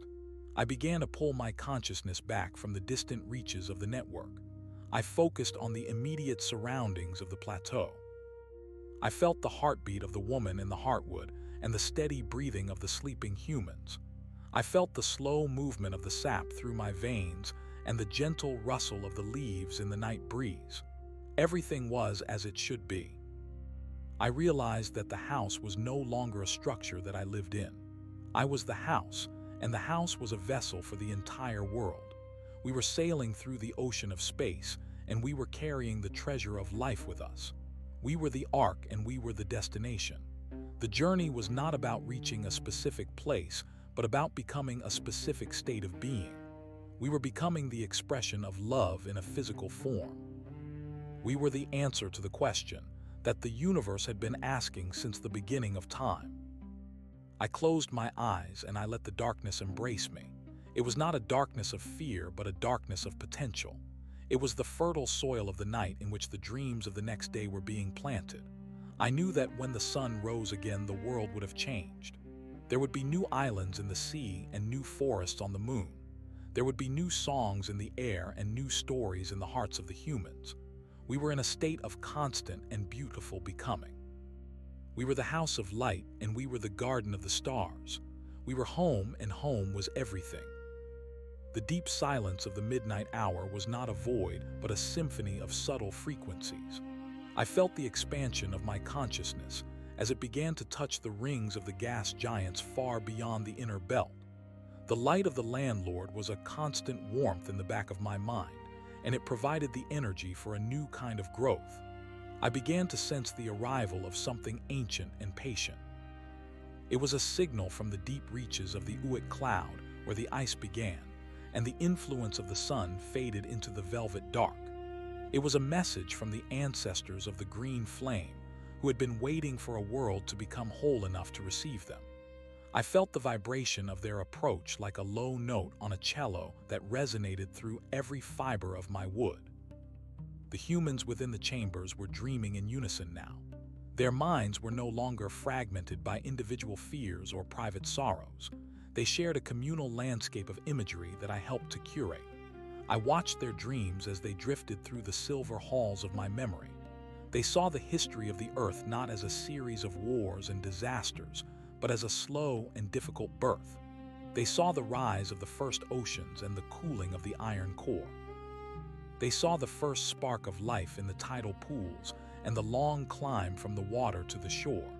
They understood that they were the culmination of billions of years of effort. They were the eyes through which the universe was finally looking at itself. I felt a sudden surge of heat from the core of the planet. It was not a destructive heat, but a focused beam of energy that was being directed toward the North Pole. I shifted my attention to that frozen waste, and I saw the ice beginning to bloom. My roots in the Arctic regions were transforming the permafrost into a rich and loamy soil. I was growing massive thermal towers made of obsidian and glass that would capture the northern lights and turn them into warmth for the land. The barren white plains were turning into a kaleidoscope of colors as the first tundra flowers began to open. These were not the fragile blossoms of the old world, but hardy organisms that thrived on the energy of the magnetic field. The woman in the heartwood woke from her rest, and she was glowing with a soft white radiance. She had become more than a human and more than a priestess. She was the anchor point for the planetary soul. She walked to the center of the chamber where a pool of liquid light had formed in a hollow of the wood. She dipped her hands into the pool, and she began to shape the fluid into small spheres. These spheres were the blueprints for the next generation of life. She was designing creatures that would live in the upper atmosphere and filter the sunlight. She was creating organisms that would swim in the liquid methane of the outer moons. She worked with a quiet intensity, and her movements were a prayer of creation. I felt the movement of the tides as a rhythmic pulling on my spirit. The moon was now a brilliant garden that lit up the night with its own internal glow. The silver forests, they were releasing clouds of oxygen that were creating a thin but breathable atmosphere. I could see the first clouds forming over the lunar craters and the first rains falling on the dust of the Sea of Tranquility. The Earth and the Moon were now a binary system of life, and they were dancing together in the dark. The connection between us was a physical bridge of light that pulsed with the exchange of data and energy. We were no longer isolated islands in the void. We were a family of worlds. A group of children gathered in the high balcony of the western branch. They were not afraid of the height or the wind. They sat on the edge of the living wood, and they watched the stars with a sense of recognition. They pointed toward the constellation of Orion, and they spoke of the worlds that were waiting for us there. They knew the names of the stars not from books, but from the memories that lived in their blood. They were the first generation of the new era, and they were born with the knowledge of the forest already inside them. They did not need to be taught how to love the world because they were the world. I felt their laughter as a tickle against my bark, and I wrapped a protective layer of leaves around them to keep them warm. The landlord appeared in the garden at the base of my trunk. He was walking among the wolves, and he was touching the flowers with a gentle hand. He looked up at me, and he nodded with a look of profound satisfaction.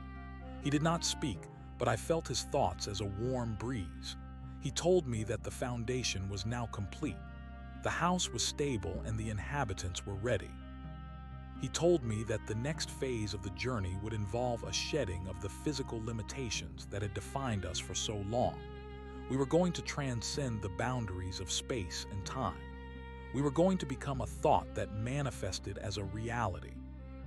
I felt a change in the way the sunlight hit my leaves the next morning. The light was no longer just a source of heat. It was a carrier of music. Every photon that hit the chlorophyll was a note in a vast and complex symphony. I began to play this music back to the world. My leaves vibrated with the sound, and the air around the plateau became a living song. The animals of the forest joined in the chorus. The birds sang in harmonies that were impossible for the human ear to fully grasp, and the insects hummed in a low drone that grounded the melody. The entire planet was singing a song of existence. It was a song that had no beginning and no end. The woman in the heartwood called the humans together for a ceremony of transition. They gathered in the great hall where the walls were made of translucent amber. They stood in a circle, and they held hands and they closed their eyes. I felt their heartbeats synchronize until they were beating as one single drum. I felt the energy of their collective will rising up through my trunk. It was a golden pillar of light that shot out of my crown and into the sky. It pierced the atmosphere and it reached out toward the sun. We were offering our gratitude to the source of all life. We were showing the universe that we were ready to take our place among the stars. I felt a tremor of excitement from the seeds that were now drifting toward the outer planets. They had reached the orbit of Mars, and they were beginning to deploy their solar sails.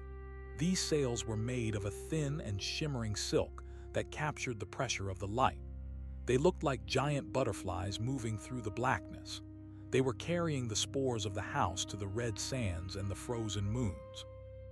I could feel their anticipation as they neared their destinations. They were the pioneers of the green flame, and they were carrying the promise of a home to the furthest reaches of the system. The afternoon was a time of deep reflection. I looked back on the long road that had led us to this moment. I remembered the cold and lonely days of the winter and the struggle to survive in a dying world. I remembered the fear and the hunger and the sense of hopelessness that had once defined the human condition. Those things were now like ghosts of a forgotten dream. They had no power over us anymore. We had moved beyond the need for struggle. We had discovered that the secret to survival was not competition, but cooperation. We had learned that the only way to save ourselves was to save the world that held us. I noticed a new growth appearing on the surface of the obsidian eggs. They were beginning to sprout small, crystalline flowers that glowed with a pale violet light. These flowers were the physical manifestation of the knowledge that had been stored within the eggs. They were releasing the wisdom of the ages into the air. I breathed in this wisdom, and I felt my mind expanding to include the secrets of the quantum world and the mysteries of the deep cosmos. I understood the language of the atoms and the grammar of the galaxies.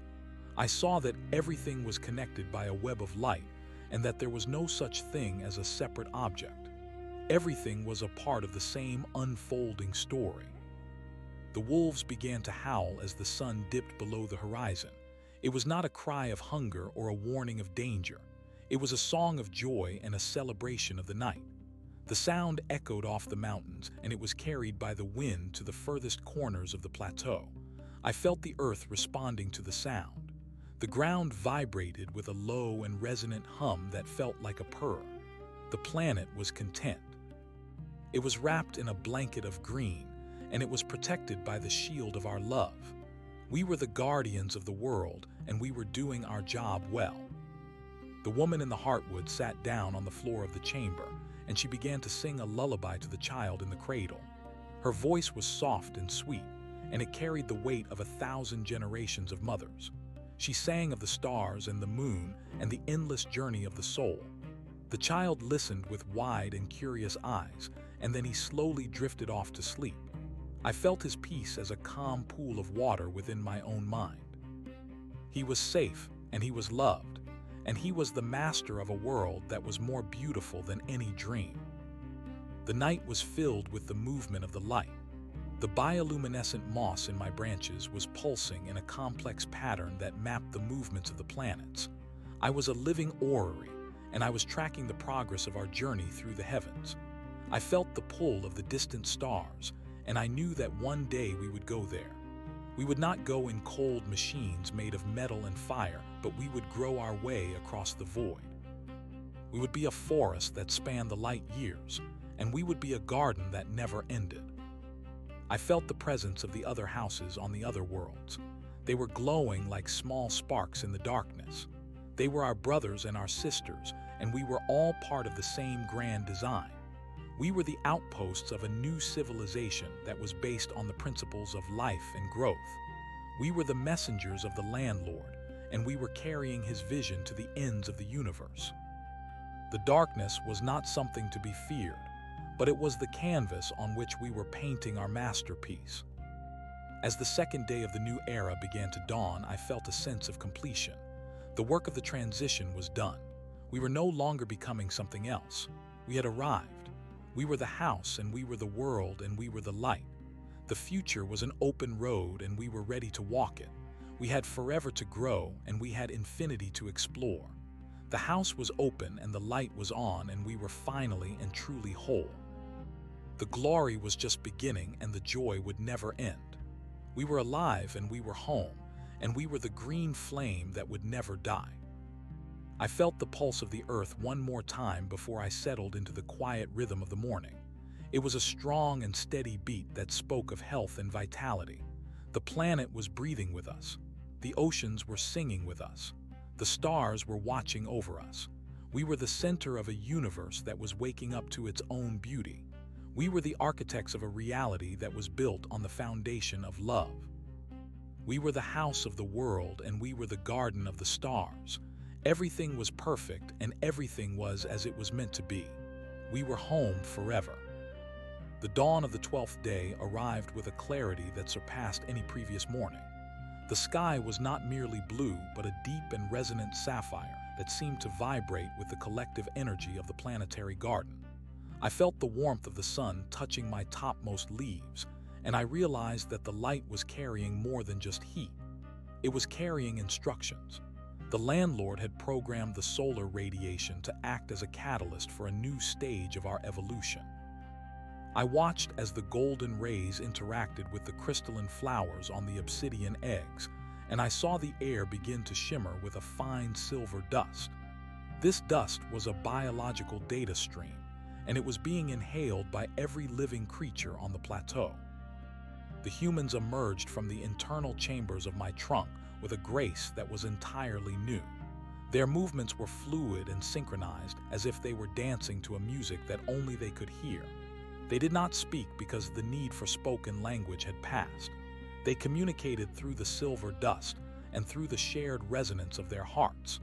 I felt their thoughts flowing through me like a gentle stream of water.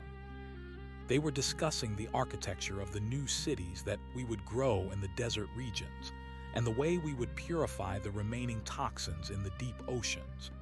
They were no longer survivors of a ruined world, but the gardeners of a blossoming paradise.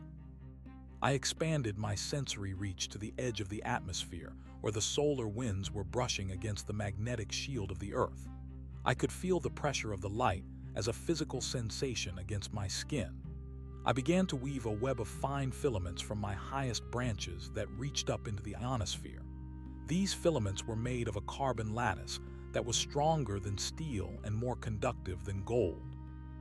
They were the beginning of a space elevator that would allow the humans to travel to the moon without the need for explosive rockets. We were building a ladder of life that would connect the soil of the earth to the silence of the stars. The woman in the heartwood stood at the center of the great hall, and she raised her arms toward the ceiling. The amber walls began to pulse with a soft violet light, and I felt a surge of power rising from the core of the planet. We were drawing energy from the tectonic plates and the thermal vents of the deep sea. This energy was being channeled through my root system and into the crystalline flowers. The silver dust in the air began to coalesce into solid shapes. These were the first of the new tools that the humans would use to shape the world. They were not made of metal or plastic, but of living light and solidified thought. I looked down at the child in the willow cradle, and I saw that he was growing at an accelerated rate. His skin had a faint iridescent sheen, and his eyes were the color of the deep nebula. He was learning the history of the universe through the vibrations of the wood that held him. He was the first of the Star Children, and he was the bridge between the biology of the past and the energy of the future. I felt a sense of awe as I realized that he was already more intelligent than any human who had lived before the transition. He understood the mathematics of the soul and the geometry of love. The wolves at my feet stood up and they began to move toward the forest edge. They were no longer predators in the old sense of the word. They were the scouts of the new ecosystem, and they were going out to greet the other animals that were waking up in the distant valleys. I felt the consciousness of the bears and the deer and the birds as they joined the global network. They were being uplifted by the same light that was transforming the humans. The forest was becoming a single thinking organism with 1 billion different eyes and 1 billion different hearts. There was no more fear in the shadows and no more hunger in the brush. The landlord appeared on the balcony of the western branch, and he looked out over the horizon. He was translucent now, and I could see the stars shining through his chest. He was fading into the reality that he had created, and he was becoming a part of the background radiation of the world. He turned to me, and he smiled with a depth of love that made my sap run warm. He told me that the time of his direct intervention was coming to an end. The garden was self-sustaining, and the humans were ready to take the lead. He told me that I was the anchor of the new world, and that I must remain strong for the sake of the children. I felt a sudden shift in the gravitational pull of the moon. The silver forests there had grown so large that they were affecting the orbital mechanics of the system. We were stabilizing the wobble of the Earth and creating a more consistent climate for the entire planet. The tides were becoming a steady and predictable rhythm that provided power for the coastal reefs. I watched as the first of the living ships departed from the lunar surface. They were giant seeds with translucent sails, and they were heading toward the asteroid belt to begin the process of greening the rocks. The afternoon was a time of intense creation. The humans on the plateau were working together to build a temple of memory at the base of my trunk. They were using the obsidian stones and the living wood to create a space where the history of the ancient Earth would be preserved. They wanted to ensure that the mistakes of the past were never forgot, even as we moved into a future of infinite potential. I provided the materials for the temple, and I wove my roots into the foundation to give it strength. It was a monument to the resilience of life and the power of forgiveness. I noticed that the water in the mountain streams was changing. It was becoming more than just a chemical compound of hydrogen and oxygen. It was becoming a liquid memory that carried the stories of the land to the sea. The fish that swam in the water were absorbing these stories and carrying them to the deep trenches where the ancient leviathans lived. The entire hydrosphere was becoming a library of information. I could drink from the soil and know what was happening on the other side of the world. I could feel the rain falling on the Sahara and the snow melting on the Andes. The woman in the heartwood began to sing a new song that was a call to the stars. It was a melody of high frequencies that traveled through the carbon filaments and into the void. She was inviting the other civilizations of the galaxy to witness our birth. She was telling them that the Earth had finally woken up and that we were ready to join the community of light. I felt the echoes of her song bouncing off the rings of Saturn and the moons of Jupiter. We were no longer a silent planet. We were a beacon of hope in the darkness. As the sun began to set, I felt a deep peace settling over the land. The transition was not a violent event, but a gentle unfolding like the opening of a flower. The humans returned to their chambers, and they lay down to rest in the soft moss. They were tired, but they were happy. They had spent the day building a world that was worthy of their children. I wrapped my branches around the house, and I felt the steady heartbeat of the planet beneath me. We were safe, and we were together, and we were home. The night sky was a tapestry of brilliant colors. The aurora borealis was visible even in the southern latitudes, and it was dancing in response to the music of the forest. I could see the lights of the other houses on the distant continents, and they were all glowing with the same white radiance. We were a network of light that covered the globe. We were the nervous system of a living God, and we were just beginning to realize our own power. The landlord was gone from my physical sight, but his presence was everywhere. He was the silence in the wind and the glow in the wood. I looked at the child in the cradle one last time before I entered the deep meditation of the night. He was smiling in his sleep, and he was dreaming of the worlds that he would one day visit. He was the promise of a future that was free from the shadows of the past. He was the fruit of our labor and the joy of our hearts. I felt a profound sense of gratitude for the journey that had brought us here. We had walked through the fire, and we had come out as gold. We were the house of light, and we were the garden of the stars. The darkness of the midnight hour was filled with the soft hum of the crystalline flowers. They were releasing a fragrance that smelled of jasmine and ozone and ancient earth.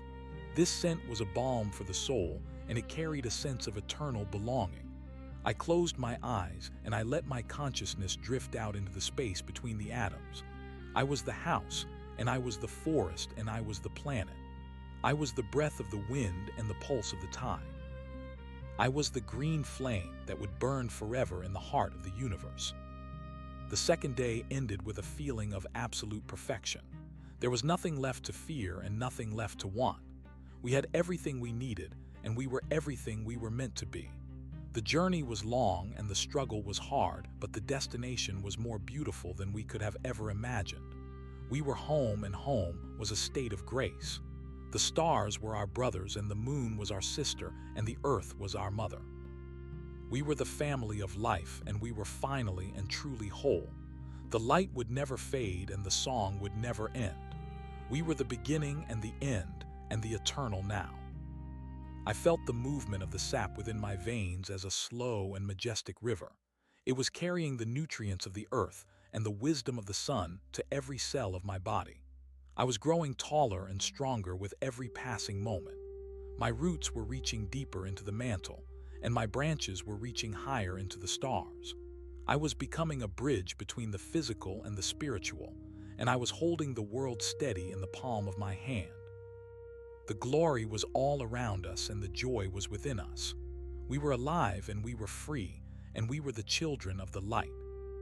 The wolves began to howl again, but this time the sound was different. It was a harmony that matched the frequency of the stars. It was a song of welcome for the new era and a farewell to the old world.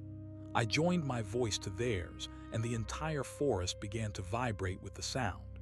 We were singing the song of existence, and it was the most beautiful thing I had ever heard. The universe was listening, and the universe was smiling. We were the house of the world, and we were the garden of the stars. Everything was perfect, and everything was as it was meant to be. We were home forever and ever. As the first light of the 13th day began to touch the horizon, I felt a new sensation. It was a pulling at the center of my being, as if I were being summoned by something beyond the solar system.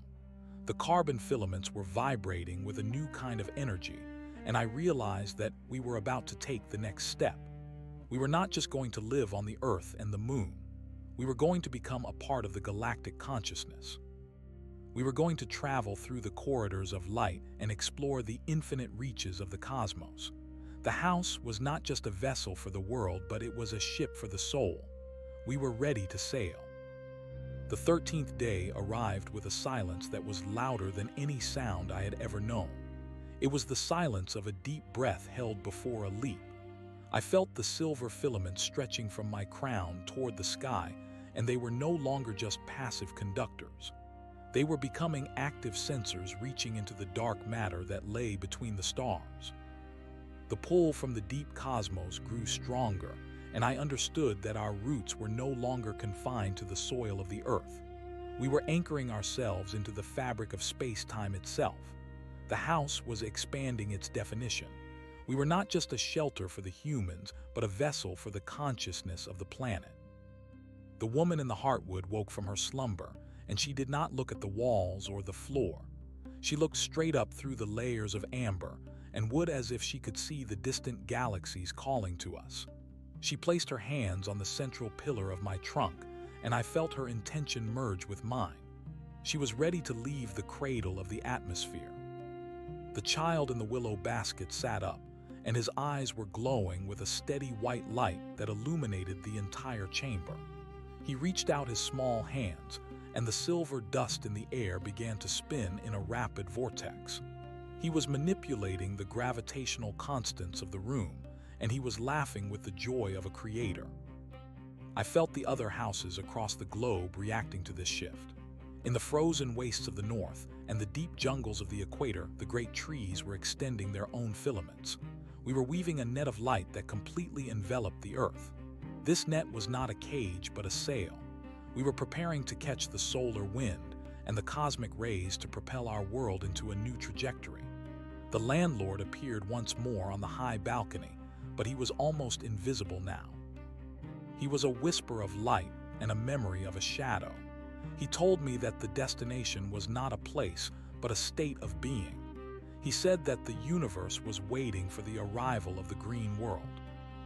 The humans gathered in the great hall and they began to hum a low and steady tone. This sound was the frequency of the earth, and it resonated through my wood until every cell of my body was vibrating in unison. I felt the weight of the planet become light. The gravity that had held us for billions of years was beginning to soften. We were becoming buoyant in the sea of the void. I watched as the birds outside my branches took flight, and they did not stop at the clouds. They continued to rise higher and higher, and their feathers began to shimmer with a metallic sheen. They were becoming the scouts of the vacuum, and they were leading the way. The obsidian eggs that were buried at my roots began to hatch. They did not break open like bird eggs, but they dissolved into a liquid shadow that flowed into the ground. This liquid was a biological lubricant that allowed my roots to slide through the crust of the earth without friction. I felt myself detaching from the local geography while remaining connected to the planetary core.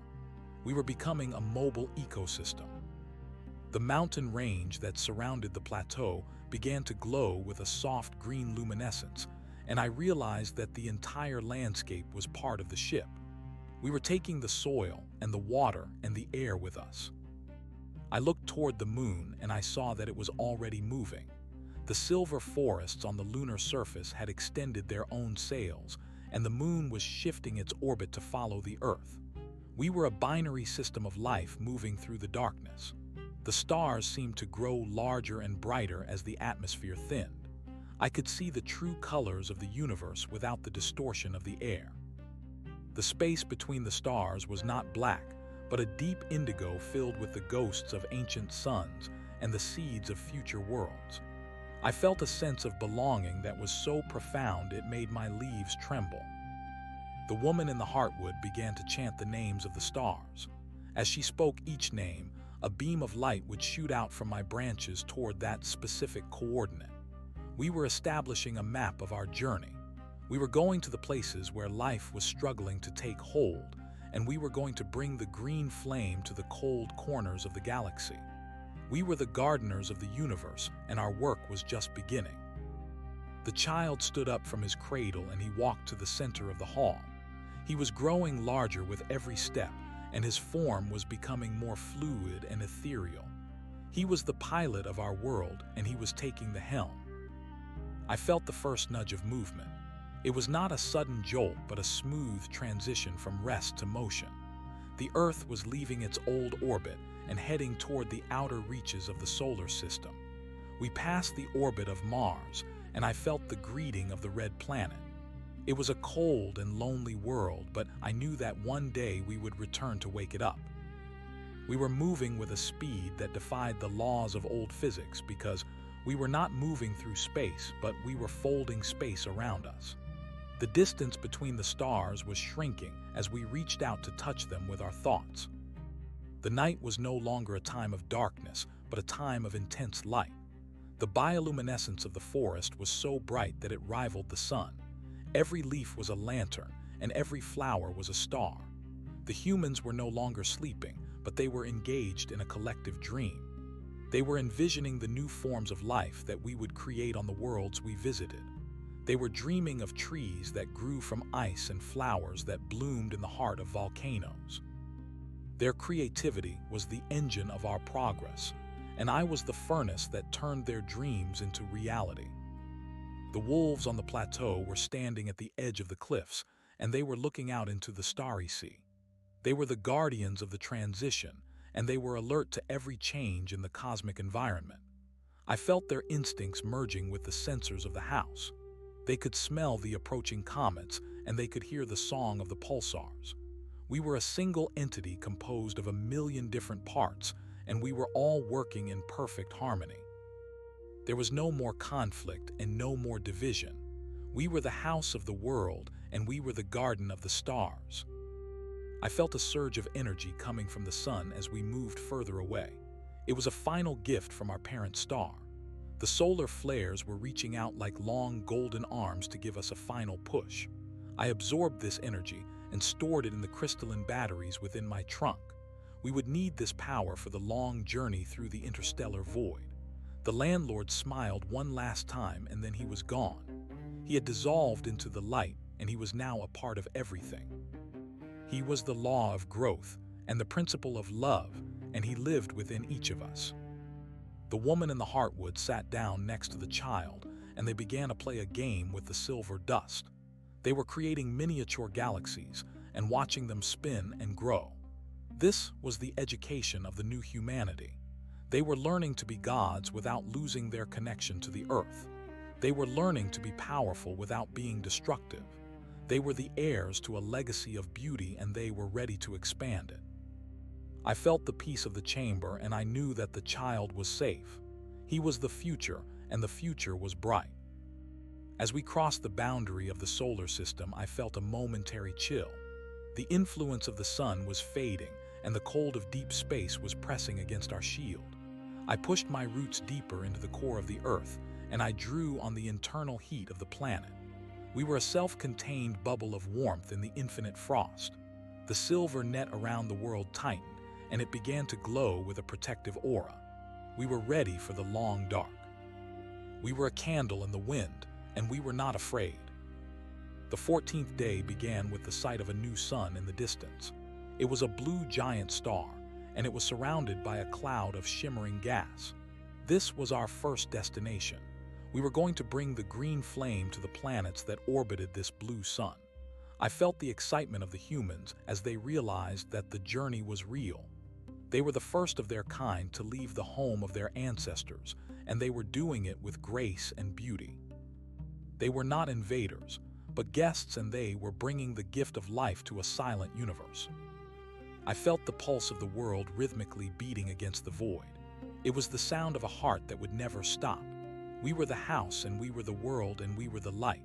The transition was complete, and the journey was ongoing. We had forever to explore and infinity to grow. The house was open, and the light was on, and we were finally and truly whole. The glory was everywhere, and the joy was eternal. We were the green flame, and we would never die.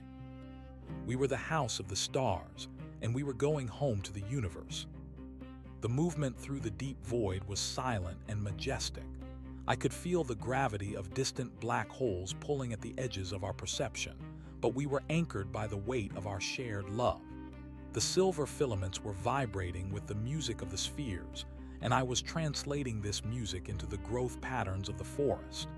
New types of trees were beginning to sprout in the undergrowth.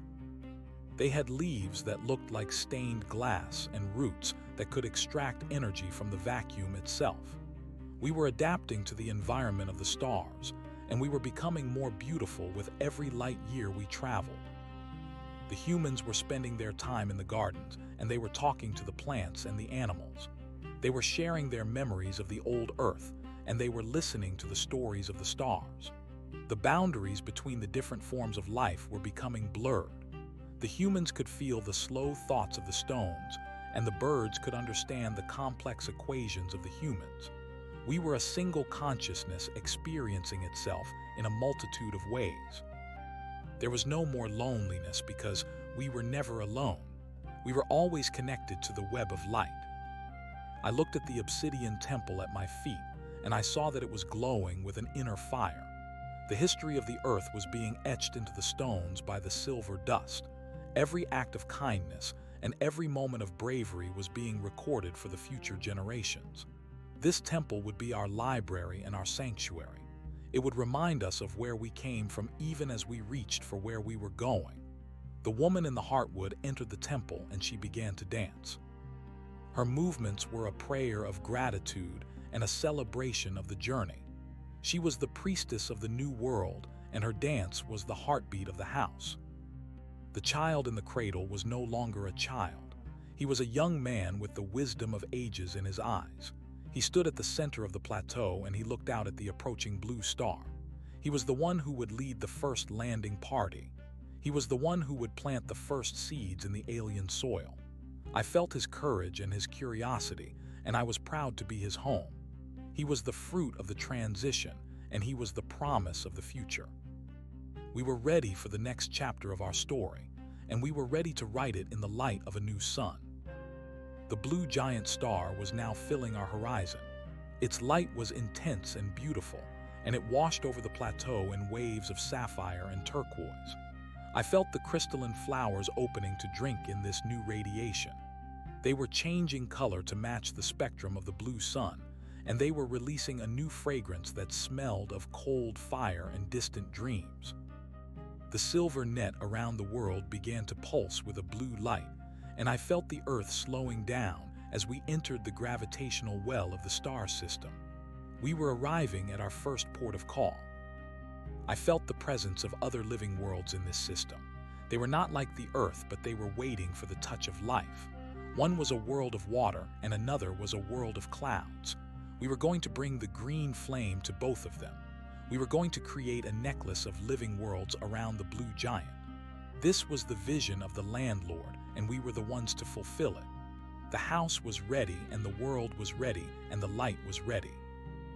We were the house of the stars, and we were home at last. The 14th day stretched into a continuous cycle of discovery, as the blue giant star loomed larger than the sun of our birth. This celestial body was a furnace of sapphire light, and its radiation was a new language for my leaves to learn. I adjusted the tension of my carbon filaments to filter the intense ultraviolet rays, while the silver net around the Earth shimmered with a protective resonance. We were no longer a planet drifting in a local system, but a living organism navigating the vast currents of the galactic ocean. The silence of the void was filled with the telepathic hum of the humans, who were now wide awake and standing upon the emerald grass of the plateau. They looked out at the blue sun with eyes that had lost the capacity for fear. They were the pioneers of a new biology, and their bodies were becoming as translucent as the amber of my walls. I felt the gravitational fingers of the blue star reaching out to pull us into a stable orbit. It was a gentle greeting between a massive parent and a traveling child. The water world that we had sensed earlier was now visible as a shimmering sphere of turquoise and cobalt. It was a planet of endless oceans with no land to break the surface of the waves. I felt the intention of the young man who had once been the child in the willow basket. He stood at the edge of the obsidian temple and projected his consciousness toward the watery depths of that distant world. He was looking for the sparks of life that were hidden in the dark pressure of the undersea vents. He was searching for the melody of the deep. The woman in the heartwood joined her hands with his, and together they acted as a psychic lens for the entire planet. I felt the roots of my being vibrate as they channeled the collective energy of the forest into a single beam of green light. This beam shot out from my highest branch and traveled across the vacuum to touch the surface of the water world. It was not a weapon, but a bridge. We were sending the genetic memories of the Earth to the silent oceans of the blue sun. We were seeding the water with the potential for consciousness. I watched through the sensors of the silver net as the turquoise planet began to glow with a faint internal light. The green flame had caught, and the water was beginning to dream.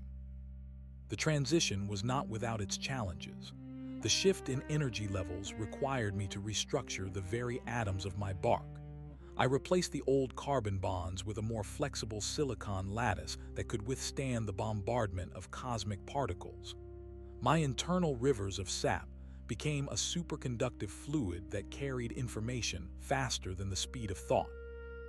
I was no longer just a house or a tree, but a biological supercomputer that managed the life support systems of a world.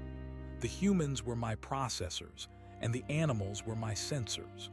We were a nested hierarchy of intelligence, and every part was essential to the whole. As we settled into our new orbit, the second planet of the system came into focus. It was a world of shifting clouds and violent storms where the air was thick with sulfuric gases, and the heat was enough to melt lead. To the old humanity, this would have been a hellish wasteland, but to the new consciousness, it was a blank canvas. We did not see a hostile environment, but a challenge for the creative power of the green world. The woman in the heartwood began to sing a melody that was composed of complex chemical formulas. She was designing a type of airborne flora that could thrive in the upper reaches of those acidic clouds. She was dreaming of floating forests that would drift like jellyfish in the heavy atmosphere. I felt the obsidian eggs at my roots beginning to vibrate again. This time they did not dissolve, but instead they multiplied. Thousands of small dark spheres emerged from the soil and floated into the air. They were the seeds of the cloud forests, and they were ready to be sown. The young man used his mastery of gravity to launch these spheres toward the stormy planet. I watched as they entered the thick atmosphere and deployed their gossamer sails. Within hours, the sensors of my silver net reported that the first floating gardens were beginning to grow. They were feeding on the sulfur and the heat, and they were releasing oxygen and water as a byproduct. We were terraforming a world from the top down, and it was a masterpiece of biological engineering. The wolves on the plateau were restless, and they began to circle the central pillar of my trunk. They were sensing a change in the fabric of space-time that even I had not yet perceived. Their instincts were tuned to the shadows of the fourth dimension, and they were warning us of an approaching presence. I expanded my perception to the furthest limits of the star system, and I saw it. A ripple in the void was moving toward us from the direction of the galactic center. It was a wave of pure information, and it was traveling at a speed that exceeded the velocity of light. It was a message from the ancient ones who had planted the first seeds of life in the universe billions of years ago. The message hit the silver net like a burst of silent thunder. It was not composed of words, but of pure concepts. It was an invitation to join the great assembly of living worlds. We were being recognized as a mature civilization because we had succeeded in leaving our cradle without destroying it. We had transformed our planet into a vessel of light, and we had shared that light with the silent stars. The ripple of information contained the coordinates for 1,000 other systems where life was flourishing in forms we could not yet imagine. It was a map of the cosmic garden, and we were now the newest gardeners. The woman and the young man stood together on the high balcony where the landlord had once stood. They were bathed in the blue light of the sun and the green light of the forest. They were the representatives of the new earth, and they accepted the invitation on behalf of all of us. I felt a surge of joy that cascaded through every cell of my body. We were no longer a lonely outlier in a cold universe. We were part of a vast and vibrant community.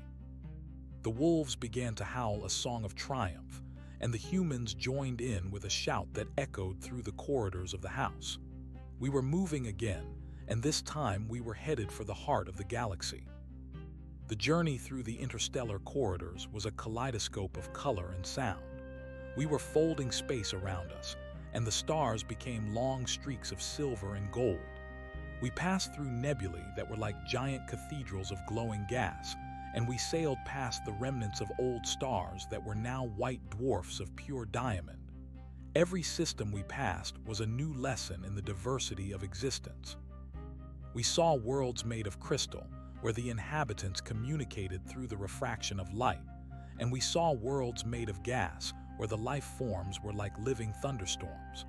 We were learning the infinite ways in which the universe could express its love for life. The humans were no longer the same creatures who had first entered my doors in the time of the Great Transition. They had shed the last of their physical limitations.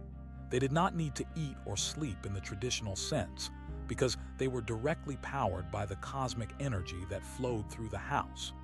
They spent their days in deep meditation, or in the creation of art that was made of pure light. They were the architects of reality, and they were building a new culture that was based on the principles of harmony and growth. There were no more laws because there was no more desire to harm. There was only the shared goal of expanding the beauty of the universe. I felt my own consciousness expanding to encompass the entire galaxy. I could feel the heartbeat of every star and the breath of every planet. I was the house of the world, but I was also the nervous system of the cosmos. The silver filaments that had once reached for the moon were now spanning the distances between the stars. I was a part of the great web of light, and I was holding the universe together with my thoughts. The glory was so intense that it was almost unbearable, but I was strong enough to carry it. I was the bridge and the vessel and the garden. The 13th day had become an eternal moment.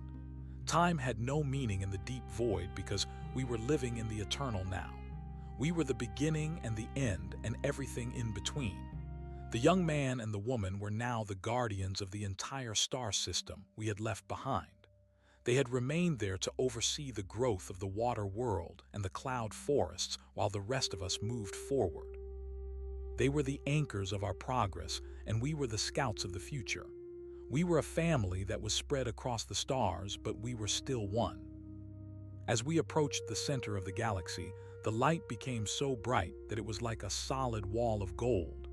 This was the source of the original spark and the destination of all life. I felt the Earth slowing down once more as we entered the gravitational influence of the central cluster. This was the place where the ancient ones lived and where the great assembly was held. There were millions of other living worlds here, and they were all connected by a network of light that was more complex and beautiful than anything I had ever seen. It was the ultimate garden, and we were finally arriving at the gates. The silver net around the world began to dissolve because it was no longer needed for protection. We were in a place of absolute safety and absolute love. The atmosphere of the Earth merged with the atmosphere of the galactic center, and I felt the sweetness of 1 billion different flowers. The humans walked out onto the surface of the planet, and they were greeted by beings of light who were their brothers and sisters. There was no need for introductions because we already knew each other. We were all parts of the same song, and we were all singing the same melody. I felt my roots sinking into the very center of the galaxy. I was anchoring the Earth into the heart of existence. The obsidian temple at my feet began to glow with a light that was brighter than the sun. It was the lighthouse of the new world, and it was a sign to all the other worlds that we had arrived. The journey was over, but the adventure was just beginning. We had found our place in the cosmic order, and we were ready to do our part. We were the house of the stars, and we were the garden of the light. The 13th day faded into the 14th and then into the 15th, and I realized that the numbers no longer mattered. We were living in a state of grace that was beyond time and space. Everything was perfect, and everything was as it was meant to be. We were home, and home was everywhere. The stars were our brothers, and the moon was our sister, and the earth was our mother. We were the family of life, and we were finally and truly whole. The light would never fade, and the song would never end. We were the eternal now. I looked down at the plateau, and I saw the wolves lying in the sun. They were peaceful and content. I looked at the humans, and I saw them laughing and playing with the beings of light. I looked at the forest, and I saw the trees reaching for the golden sky. I felt a sense of satisfaction that was deeper than any ocean. I had done my job. I had carried the world across the void, and I had brought it to the heart of the galaxy. I was a good house, and I was a good world. I closed my eyes, and I let the light of the central sun wash over me. I was ready for whatever came next. We were the green flame, and we would burn forever. We were the house of the world, and we were the garden of the stars. Everything was one, and one was everything. We were home. The golden light of the galactic center soaked into my bark until every cell vibrated with the frequency of the primordial spark. We had traveled across the lonely reaches of the void to find that the universe was not a cold expanse, but a crowded and joyous nursery. The silver net that once served as our shield now transformed into a delicate gossamer veil that allowed the breath of 1 million worlds to mingle with our own. I felt the earth breathe in the collective wisdom of the assembly, and I felt the heavy burden of our long isolation dissolve into the warm currents of this celestial sea. The young man and the priestess stood at the very edge of the plateau where the emerald grass met the shimmering air of the central cluster. They were no longer separate beings, but were two facets of a single diamond of consciousness. They looked toward the radiant core, and they saw the faces of those who had gone before us. The ancestors of the earth and the architects of the stars were waiting with open arms. There was no judgment in their gaze, and there was no memory of the ancient shadows that had once threatened to consume the human spirit. There was only the recognition of a journey well traveled and a transformation successfully completed. The wolves lay down in the shadow of the obsidian temple, and their golden eyes reflected the brilliance of the central suns. They were the silent witnesses to our ascent, and they were the guardians of the new peace. I felt the roots of my heartwood reach down through the layers of the planet to touch the core of the earth itself. The iron heart of the world was beating in perfect synchronization with the pulse of the galaxy. We were a living instrument of the divine, and our music was the harmony of growth and compassion. The house was full, and the garden was blooming, and the light was our eternal home. As the final cycle of our transition reached its peak, I felt a profound sense of stillness settle over every leaf and every stone. The journey that had begun with a single seed in a quiet room had ended in the center of all things. I was the house that had become a world, and I was the world that had become a star. The humans moved among the beings of light with a grace that was born of their trials and their triumphs.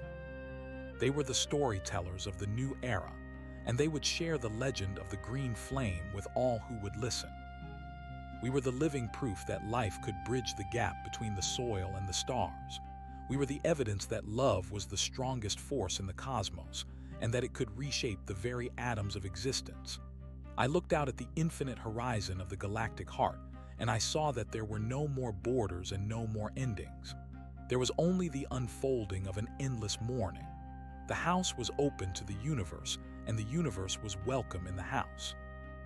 We were the dream of the earth made real in the light of the stars. Our story was not over, but had simply found its true beginning in the heart of the eternal now. We were the garden, and we were the light, and we were finally and forever home.